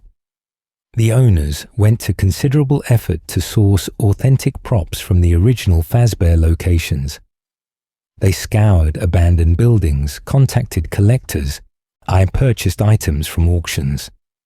They acquired vintage animatronic heads, genuine posters from the 1980s and 90s, old arcade machines, furniture that had been in the dining areas, even pieces of the security office setups. These authentic items gave the attraction credibility and atmosphere that purely fake props couldn't match. Every genuinely old poster or real animatronic component added layers of history and dread to the experience. The layout followed a specific path for guests, entering through one door and exiting through another, passing by the security office where an actor playing a security guard would be stationed. The office itself was decorated to match the classic setup, complete with cameras, fake door controls, and a fan that barely worked. Ventilation was an ongoing problem, and with the building systems inadequate for the number of people moving through. Audio devices throughout the attraction played ambient sounds, creaking metal, distant footsteps, mechanical whirs, all designed to keep guests on edge. The development team included a character known as Phone Dude, an enthusiastic young man who served as the main contact for employees and the voice of the company's vision. His communications were friendly, almost inappropriately casual given the horror theme, but his excitement was genuine. He believed completely in the attraction's potential, convinced it would be a massive success that could even lead to sequels or franchise opportunities. About a week before the planned opening, Phone Dude made contact with someone who'd worked on the original building's design.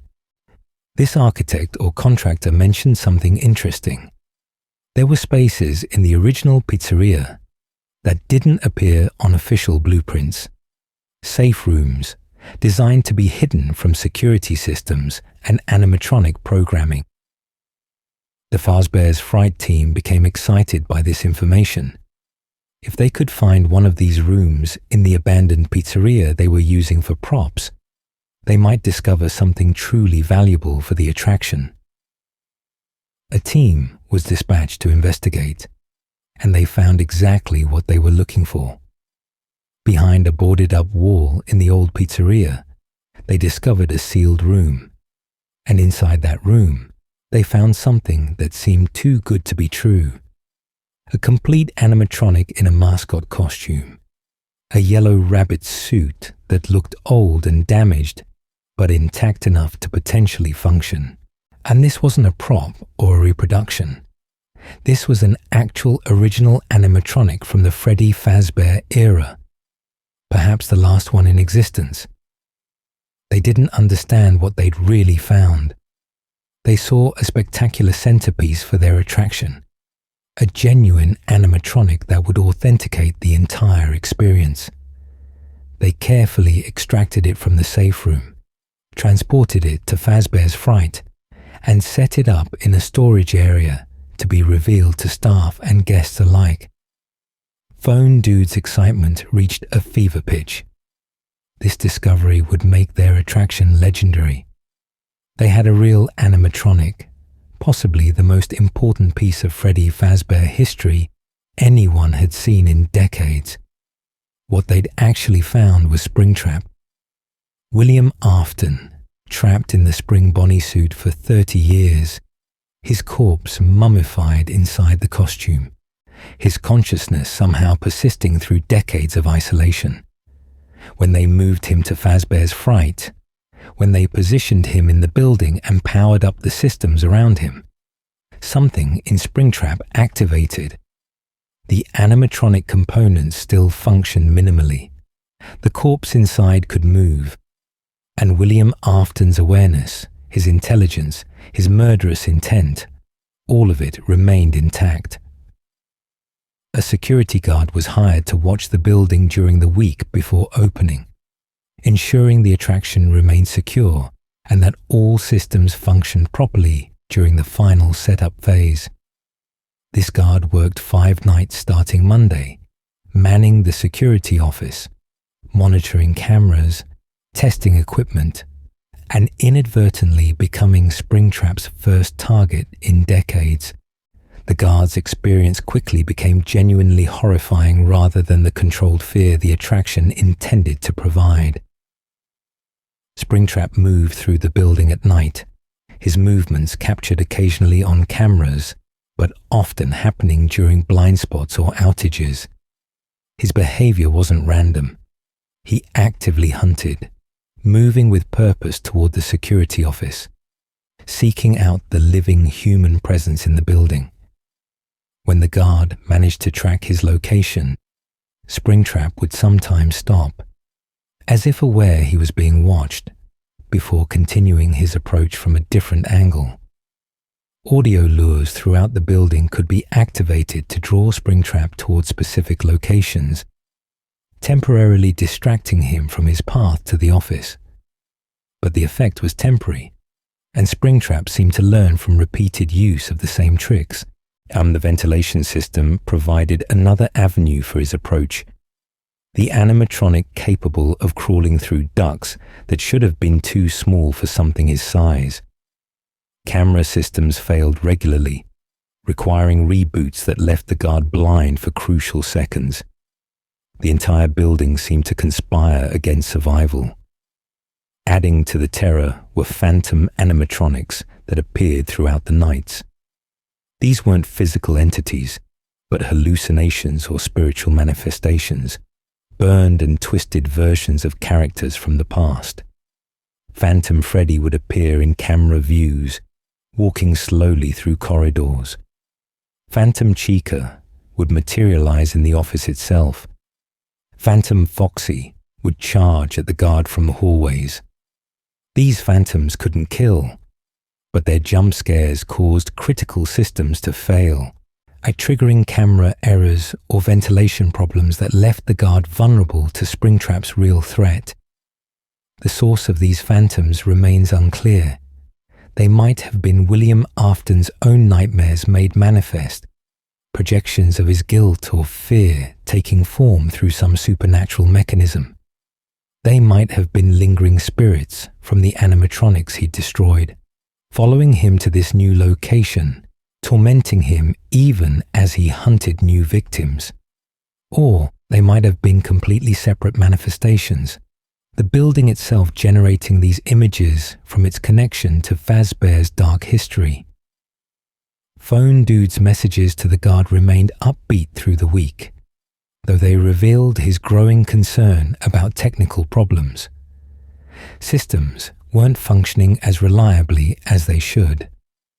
There were unexplained noises at night, and the animatronic they'd found, Springtrap, wasn't staying in the position where they'd placed him. But Phone Dude attributed these issues to the age of the equipment and the quirks of working with genuine vintage materials.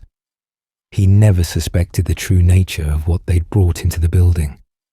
The guard survived the 5 nights through a combination of careful camera monitoring, strategic audio lure use, quick ventilation system reboots, and the ability to remain calm under extreme pressure. Each night pushed Springtrap's aggression further, his movements becoming more sophisticated, his patterns harder to predict. By the final night, the guard was exhausted, traumatized, barely holding together, but alive. And then Fazbear's Fright burned. The fire started after the guard's final shift, in the early hours before the planned opening. Official reports attributed it to faulty wiring, which was plausible given the building's age and the amount of electrical equipment running through inadequate infrastructure. But the timing was suspicious. Some speculated that the guard, knowing what Springtrap was, knowing what threat he posed, deliberately set the fire to destroy the animatronic and prevent the attraction from opening. Others suggested the phantoms or other supernatural forces had caused the fire, seeing it as necessary to prevent Springtrap from reaching a public audience. And some believed William Afton himself triggered it, either accidentally through his movements or deliberately as part of an escape plan. Whatever the cause, the building burned rapidly.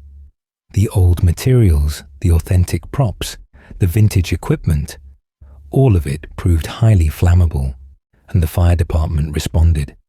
But by the time they arrived, the structure was engulfed. They focused on containing the spread to adjacent buildings rather than saving Fazbear's Fright itself. By morning, only charred ruins remained, smoke rising from blackened timbers, everything inside presumed destroyed. But when investigators sifted through the debris, they found no evidence of human remains, no charred corpse of an animatronic, nothing to suggest Springtrap had been caught in the fire.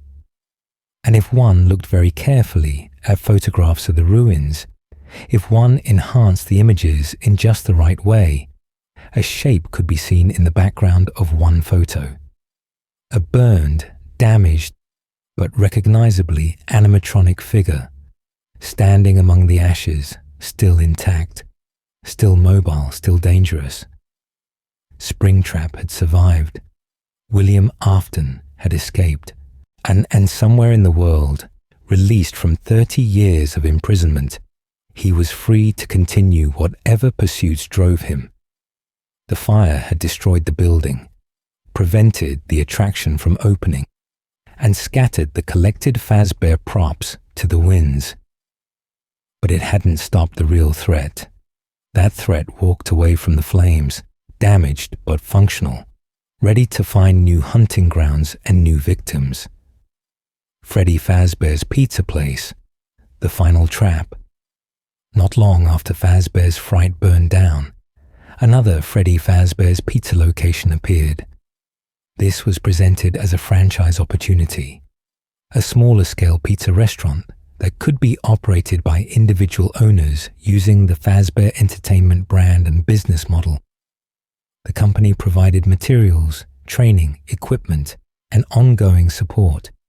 The franchise owner would handle day-to-day operations, menu decisions, hiring, and the gradual building of their establishment from a modest startup to a thriving business. But this was all fiction. This pizzeria wasn't a legitimate business. It was a trap, carefully constructed by Henry Emily, who had been absent from the Fazbear story for years, but had never stopped watching, never stopped caring about the tragedy his partnership with William Afton had unleashed. Henry understood that the animatronics scattered across various locations, the spirits bound to metal, William Afton himself, all represented loose ends that would continue causing pain until they were properly resolved. He needed to gather them all in one place, and he needed someone to help him do it without realizing what they were really accomplishing. And that someone was Michael Afton. The job listing appeared in places where Michael might find it, offering a management position with a new Freddy Fazbear's Pizza franchise. Michael, still searching for his father, still trying to end the cycle of tragedy, took the position. He didn't realize Henry had orchestrated everything specifically to bring him into the plan. The pizzeria itself was real enough in its surface details. A small building with dining space, a stage area for animatronic performers, party rooms, arcade machines, and all the usual pizzeria trappings. During the day, Michael managed the business like any restaurant owner. He designed pizza recipes using a simple interface. He purchased attractions and decorations from catalogs. He made decisions about sponsorships and upgrades. He processed paperwork and tracked finances. The business simulation aspect was fully functional. And if someone wanted to actually run a pizzeria, they theoretically could. But the real business was conducted at night, in the alley behind the pizzeria. This is where they appeared, one by one, drawn to the location by factors Michael couldn't fully understand. The first was Molten Freddy, the animatronic amalgamation that had been entered after Elizabeth's spirit left the collective. A mass of tangled wires and endoskeleton parts, primarily consisting of Funtime Freddy's remains, possessed by spirits injected into the Funtime animatronics years earlier. Molten Freddy showed up in the alley, drawn by something, and Michael had the option to salvage him, bring him into the building, and risk the animatronic becoming aggressive during the night. Next came Scrap Baby, Elizabeth's consciousness in a new, more decayed form of Circus Baby. After separating from Menard, Elizabeth had rebuilt herself using salvaged parts, creating a more nightmarish version of the original baby design. She appeared in the alley, and despite the danger, despite knowing this was his possessed sister, Michael salvaged her, following the prompts and completing the procedures that drew her into the building. Scraptrap followed, William Afton's latest iteration. He'd survived the Fazbear's Fright fire, but had been damaged, his spring Bonnie suit burned and deteriorating. He'd found new parts, creating a patchwork appearance that mixed the original yellow suit with darker, more decayed elements. His head bore the mummified remnants of William's corpse, visible through gaps in the suit. He was the most dangerous of all the animatronics, driven by William's intelligence and murderous intent. But he came to the alley like the others, drawn by whatever force Henry had put in motion. Finally, Lefty appeared. This animatronic bore a black color scheme and a deliberately unassuming design, looking like a minor character rather than a major threat. But Lefty was special. Henry had built this animatronic specifically to capture and contain the puppet, the vessel for his daughter Charlie's spirit. Lefty's internal mechanisms were designed to trap the puppet inside, keeping Charlie safe but confined until Henry could execute his final plan.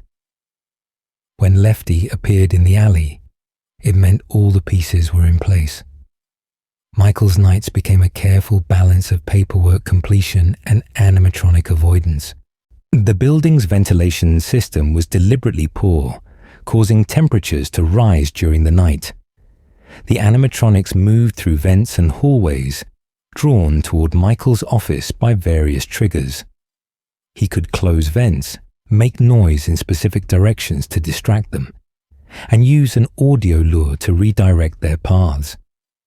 The interface showed a maze-like vent system with multiple approach vectors, and Michael had to monitor all of them while completing required tasks on his computer. The animatronic's behavior patterns were complex. Molten Freddy moved erratically, his voice glitching between personalities as different spirits within the amalgamation fought for control. Scrap Baby spoke in Elizabeth's voice, sometimes addressing Michael directly, aware of their familial connection, but driven by agendas that didn't align with mercy or nostalgia. Scraptrap was methodical and intelligent, his approach patterns showing William's strategic thinking. Lefty moved least frequently, but with the most concerning implications, as the puppet's consciousness inside made it unpredictable and potentially powerful. Michael endured this routine for a week. each night surviving the animatronics while building his pizzeria during the day. The business grew on paper, his ratings increasing, his earnings accumulating, none of it real, but all of it creating the illusion of a thriving franchise. He might have suspected something was wrong, might have recognized the trap being laid, but he continued anyway because he knew it needed to happen. On the final night, and after Michael completed his tasks and prepared to leave, Henry's voice came through the audio system. This was the first time Michael heard directly from Henry, though Henry didn't introduce himself by name immediately. Instead, he spoke in calm, measured tones, explaining what was really happening. This pizzeria had never been a real business. It was a maze, designed with no exit, built to trap the animatronics and everyone inside. Michael had been instrumental in gathering them, but he'd also trapped himself in the process. Henry's speech continued, addressing each of the animatronics in turn. He spoke to Elizabeth, acknowledging that she'd been used and manipulated, but also held responsible for her actions as Scrap Baby. He addressed the spirits within Molten Freddy, at the murdered children who'd been torn apart and forced into new configurations, promising them release and peace. He spoke to Lefty, or rather to Charlie within Lefty, explaining that this was the only way to truly free her, and that he was sorry it had come to this. And he addressed William Afton directly, calling him out by name for the first time in decades. Henry's words cut through years of silence, acknowledging the monster William had become, but also recognizing the man he'd once been. Henry explained that this would be William's final chapter, that the cycle of murder and possession and suffering would end here, burned away in flames hot enough to destroy the remnant binding souls to metal. As Henry spoke, systems throughout the building activated, sealed doors locked, trapping everyone inside. Ventilation shut down, causing temperatures to spike rapidly. Gas lines opened, filling the building with accelerant. Ignition sources activated throughout the structure. The fire began small, in multiple locations, but spread with terrifying speed. The building became an inferno, temperatures rising beyond anything necessary for a normal fire, specifically designed to reach the threshold where remnant would burn, where supernatural bindings would break, where souls could finally be freed. Michael remained in his office as the fire spread, listening to Henry's final words. Henry explained that he'd wanted Michael to leave, to escape and live a life free from this burden. But Michael had chosen to stay, had worked through all the nights, had brought all the animatronics together knowing what it meant. And Henry accepted that choice and acknowledged Michael's determination to see this through to the end, to burn away his father's legacy along with his father himself. The fire consumed everything. The animatronics, unable to escape the maze of vents and locked passages, were incinerated.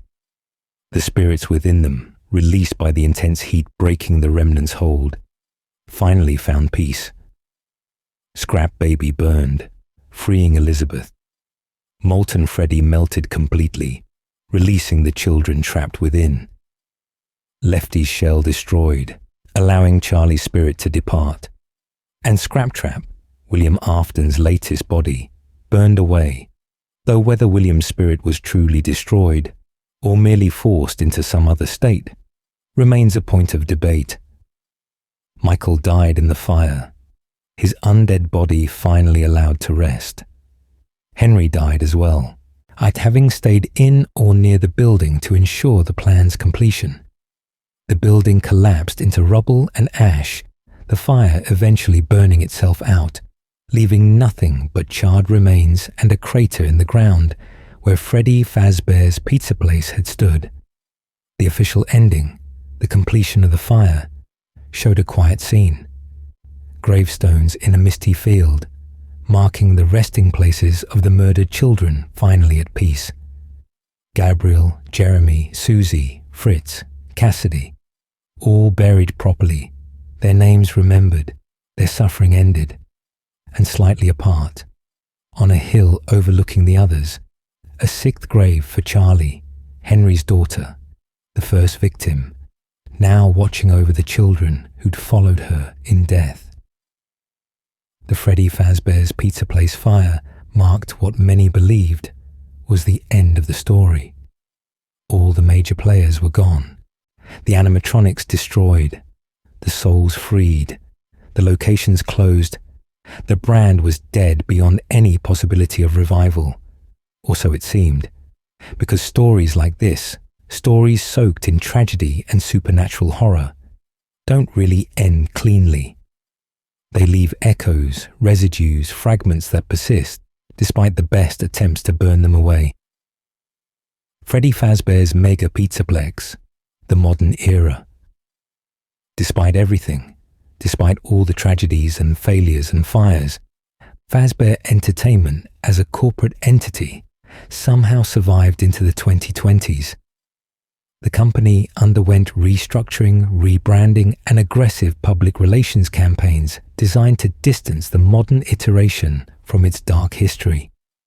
New management insisted the past was past, that modern safety standards and technology made the old problems irrelevant, and that families could trust the Fazbear name again. And incredibly, they began building something unprecedented in the franchise's history. Not a small pizzeria or modest entertainment center, but a massive complex that would dwarf everything that came before. The Freddy Fazbear's Mega Pizzaplex opened somewhere around 2023, a sprawling 3-story entertainment complex that occupied enough square footage to qualify as a small mall. The numbers were staggering. Over 100,000 square feet of space spread across multiple levels, with different zones dedicated to different types of entertainment. The parking lot alone could accommodate hundreds of vehicles, with designated areas for regular parking, handicapped spaces, tour bus drop-offs, and employee parking separated from guest areas, and the structure gleamed with modern design sensibilities, all glass facades and LED displays, bright colors and polished surfaces that screamed safety and legitimacy. The exterior featured massive digital screens displaying advertisements, show times, special events, and animated graphics of the glam rock band. At night, the building became a beacon of light visible from miles away, its illuminated surfaces creating a landmark that drew attention and communicated success. Architectural features included dramatic angles, curved walls, and prominent Fazbear Entertainment branding integrated into the structure itself, rather than simply added as signage. The entrance complex alone rivaled many standalone businesses. Multiple entrance doors allowed for efficient guest flow, with separate areas for ticket purchase, group bookings, and pass holders. Security checkpoints used metal detectors and bag checks, modern safety measures designed to reassure parents while creating minor inconveniences that guests accepted as necessary trade-offs for security. The entrance corridor featured merchandise displays, promotional posters, and interactive kiosks where guests could plan their visit, check wait times for attractions, and register for special events. This wasn't a worn-down pizzeria with a troubled past. This was a state-of-the-art facility that happened to use the Fazbear brand and characters, reimagined for a new generation who'd heard the old stories only as distant urban legends. The marketing emphasized the break from the past while maintaining enough connection to capitalize on nostalgia. Older guests who remembered the original locations could see echoes of familiar elements, while younger visitors experienced everything as fresh and exciting without the baggage of historical knowledge. The location's most significant and troubling feature existed below ground, hidden from guests but critical to understanding the site. The mega Pizzaplex had been built directly over a massive sinkhole, a geological feature that might have once been considered a fatal flaw for any construction project, but which modern engineering claimed to have addressed through reinforced foundations and careful structural design. And at the bottom of that sinkhole lay the burned ruins of Freddy Fazbear's pizza place, the location where Henry Emily's trap had incinerated everyone and everything. The connection wasn't coincidental. Our Fazbear Entertainment had chosen this site deliberately, either unaware of what rested beneath or willing to build over it anyway, betting that enough concrete and steel and distance would insulate the new complex from the old one's consequences. The main attraction area centered around a grand atrium, a vast open space rising through all 3 floors, its design allowing visitors on upper levels to look down at the stage and dining area below. The stage hosted the new generation of animatronic performers, the glam rock band. These weren't the mechanical, jerky robots of previous decades. These were sophisticated machines with fluid movements, expressive faces, contemporary designs, and advanced AI systems that allowed them to interact naturally with guests. And they looked like what animatronics should have been from the beginning if technology and tragedy hadn't gotten in the way.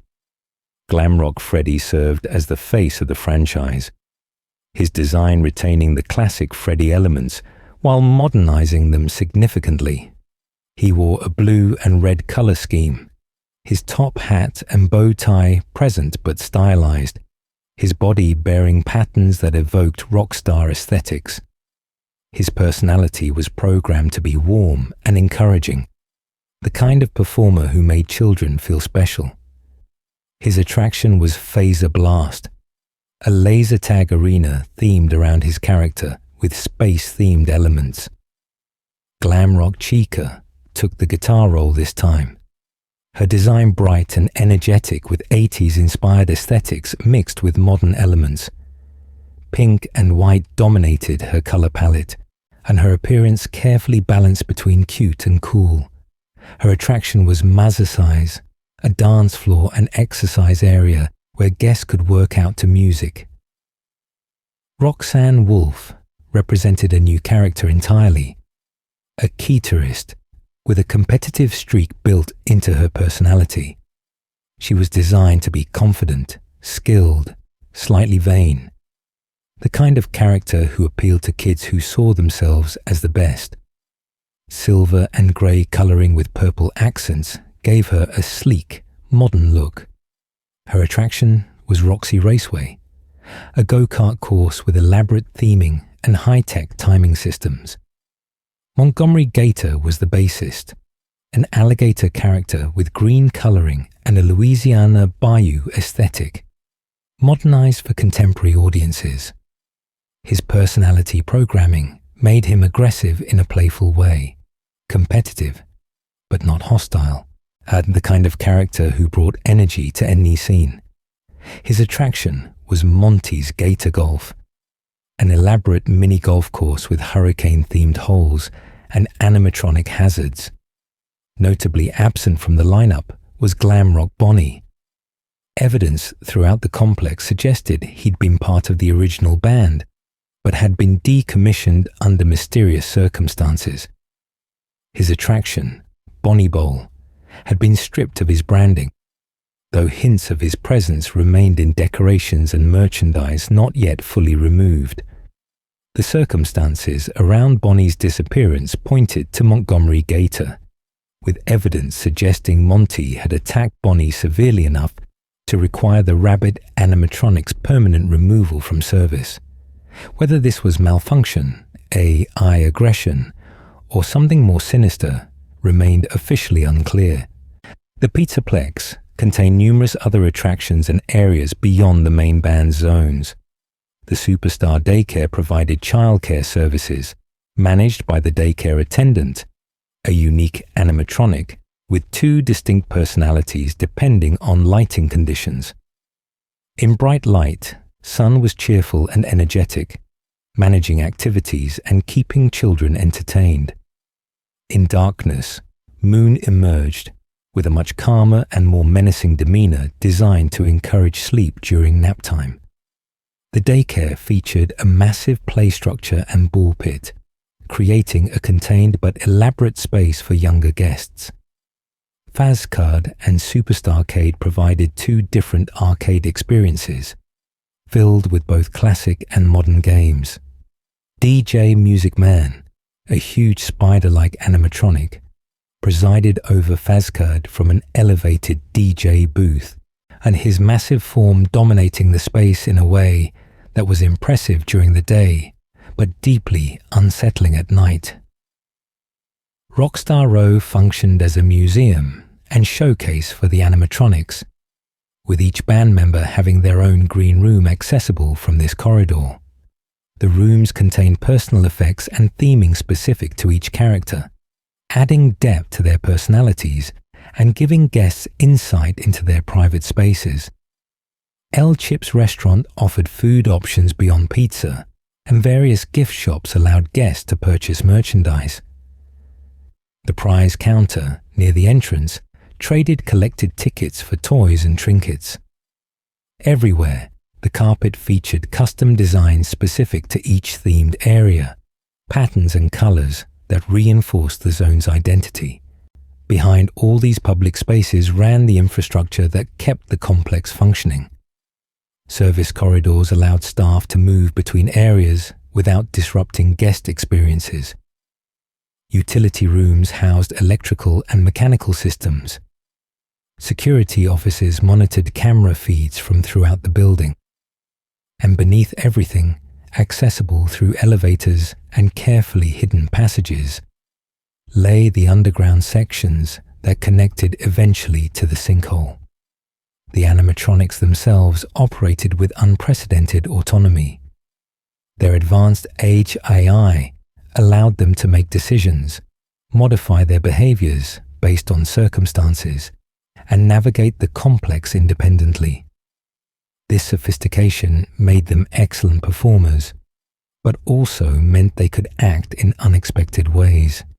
The facial recognition systems from previous locations had evolved into comprehensive guest tracking, with the animatronics able to identify individuals, remember past interactions, and customize their engagement based on collected data. Staff bots wandered throughout the complex, simple humanoid robots designed to handle basic tasks like cleaning, security patrols, and guest direction. They moved in predetermined patterns mostly, their AI less sophisticated than the glam rock animatronics, but still capable of basic responsiveness. Seeing them march through corridors or stand motionless in corners added to the slightly uncanny atmosphere that persisted despite all the polish and technology. During operating hours, the mega Pizzaplex buzzed with activity.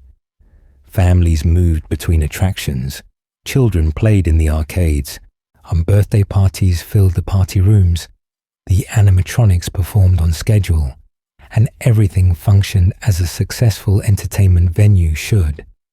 The complex represented Fazbear Entertainment's ultimate vindication, proof that the brand could overcome its dark past and create something genuinely impressive and profitable.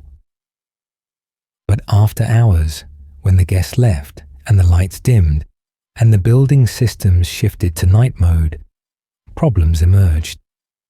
The animatronics didn't deactivate cleanly.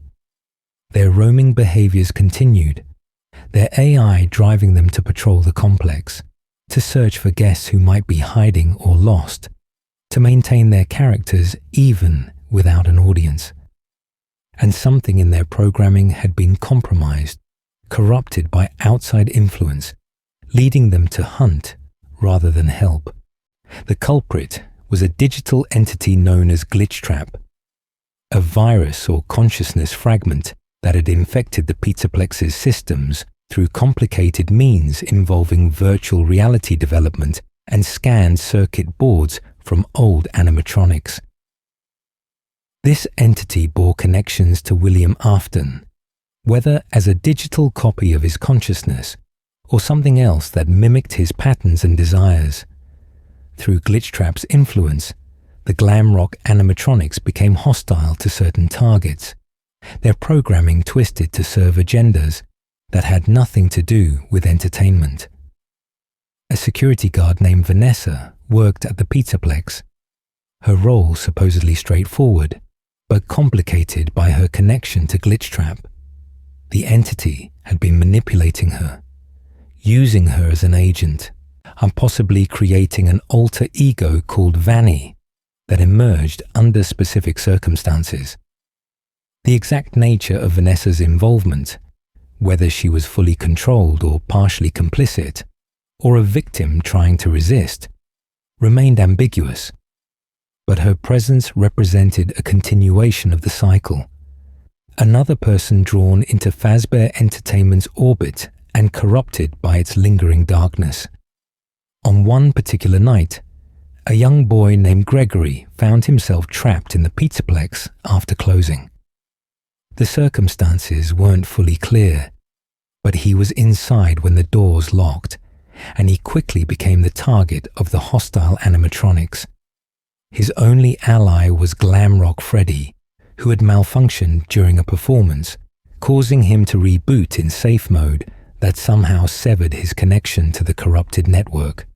Freddy's protective programming remained intact, while the others' hunting protocols activated, making him Gregory's only hope for survival and escape.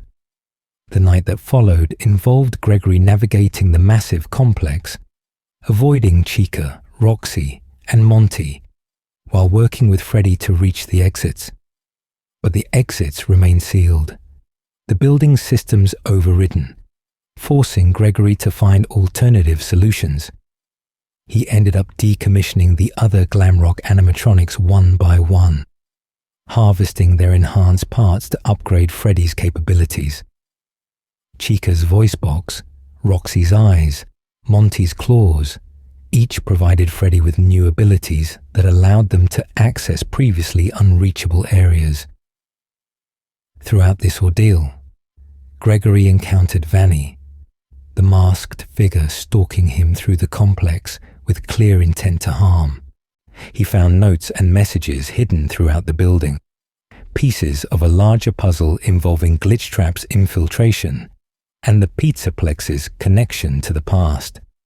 And he discovered arcade machines running a game called Princess Quest, which contained fragments of code that could potentially free Vanessa from Glitchtrap's control.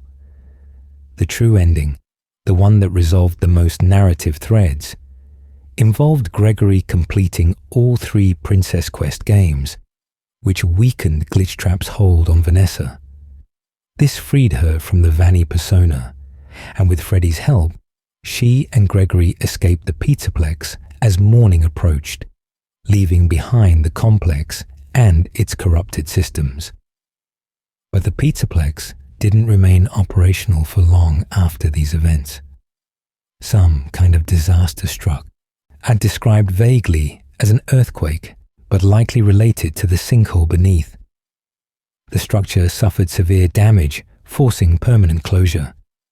The building sat abandoned, its attractions silent, its animatronics powered down. Another failed Fazbear location, adding to the long list. Months later, a girl named Cassie received a message seemingly from Gregory, asking for help, claiming he was trapped inside the ruined Pizzaplex. She returned to the complex, finding it in a state of advanced decay. Water flooded lower levels.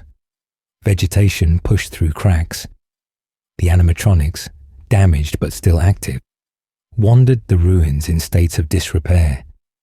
The entire structure felt post-apocalyptic, a monument to failure built over older failures.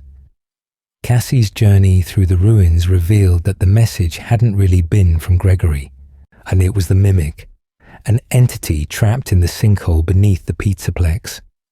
using voice-mimicking capabilities to lure her deeper into the complex. This mimic was connected to old events, to experiments and tragedies from decades past, to the cycle that kept repeating no matter how many times people tried to end it. The ruins of the mega Pizzaplex, built over the ruins of Freddy Fazbear's pizza place, built over the history of multiple failed locations, represented layers of tragedy compressed into one site. Each attempt to start fresh had only added another layer to the accumulation. The modern complex, with all its technology and scale and legitimacy, had failed just as completely as the humble diner where it all began. The location stood abandoned, its upper floors destroyed, its lower sections flooded, its animatronics ruined, are another monument to Fazbear Entertainment's inability to escape its past. Conclusion: the architecture of tragedy. From Fredbear's family diner in the 1970s to the mega Pizzaplex in the 2020s, we've walked through every major location in the 5 Nights at Freddy's timeline. Each building told its own story, but collectively they formed a single narrative about how ambition, innovation, and obsession can transform entertainment into horror, and how the sins of the past refuse to stay buried, no matter how much concrete gets poured over them. The progression showed a pattern.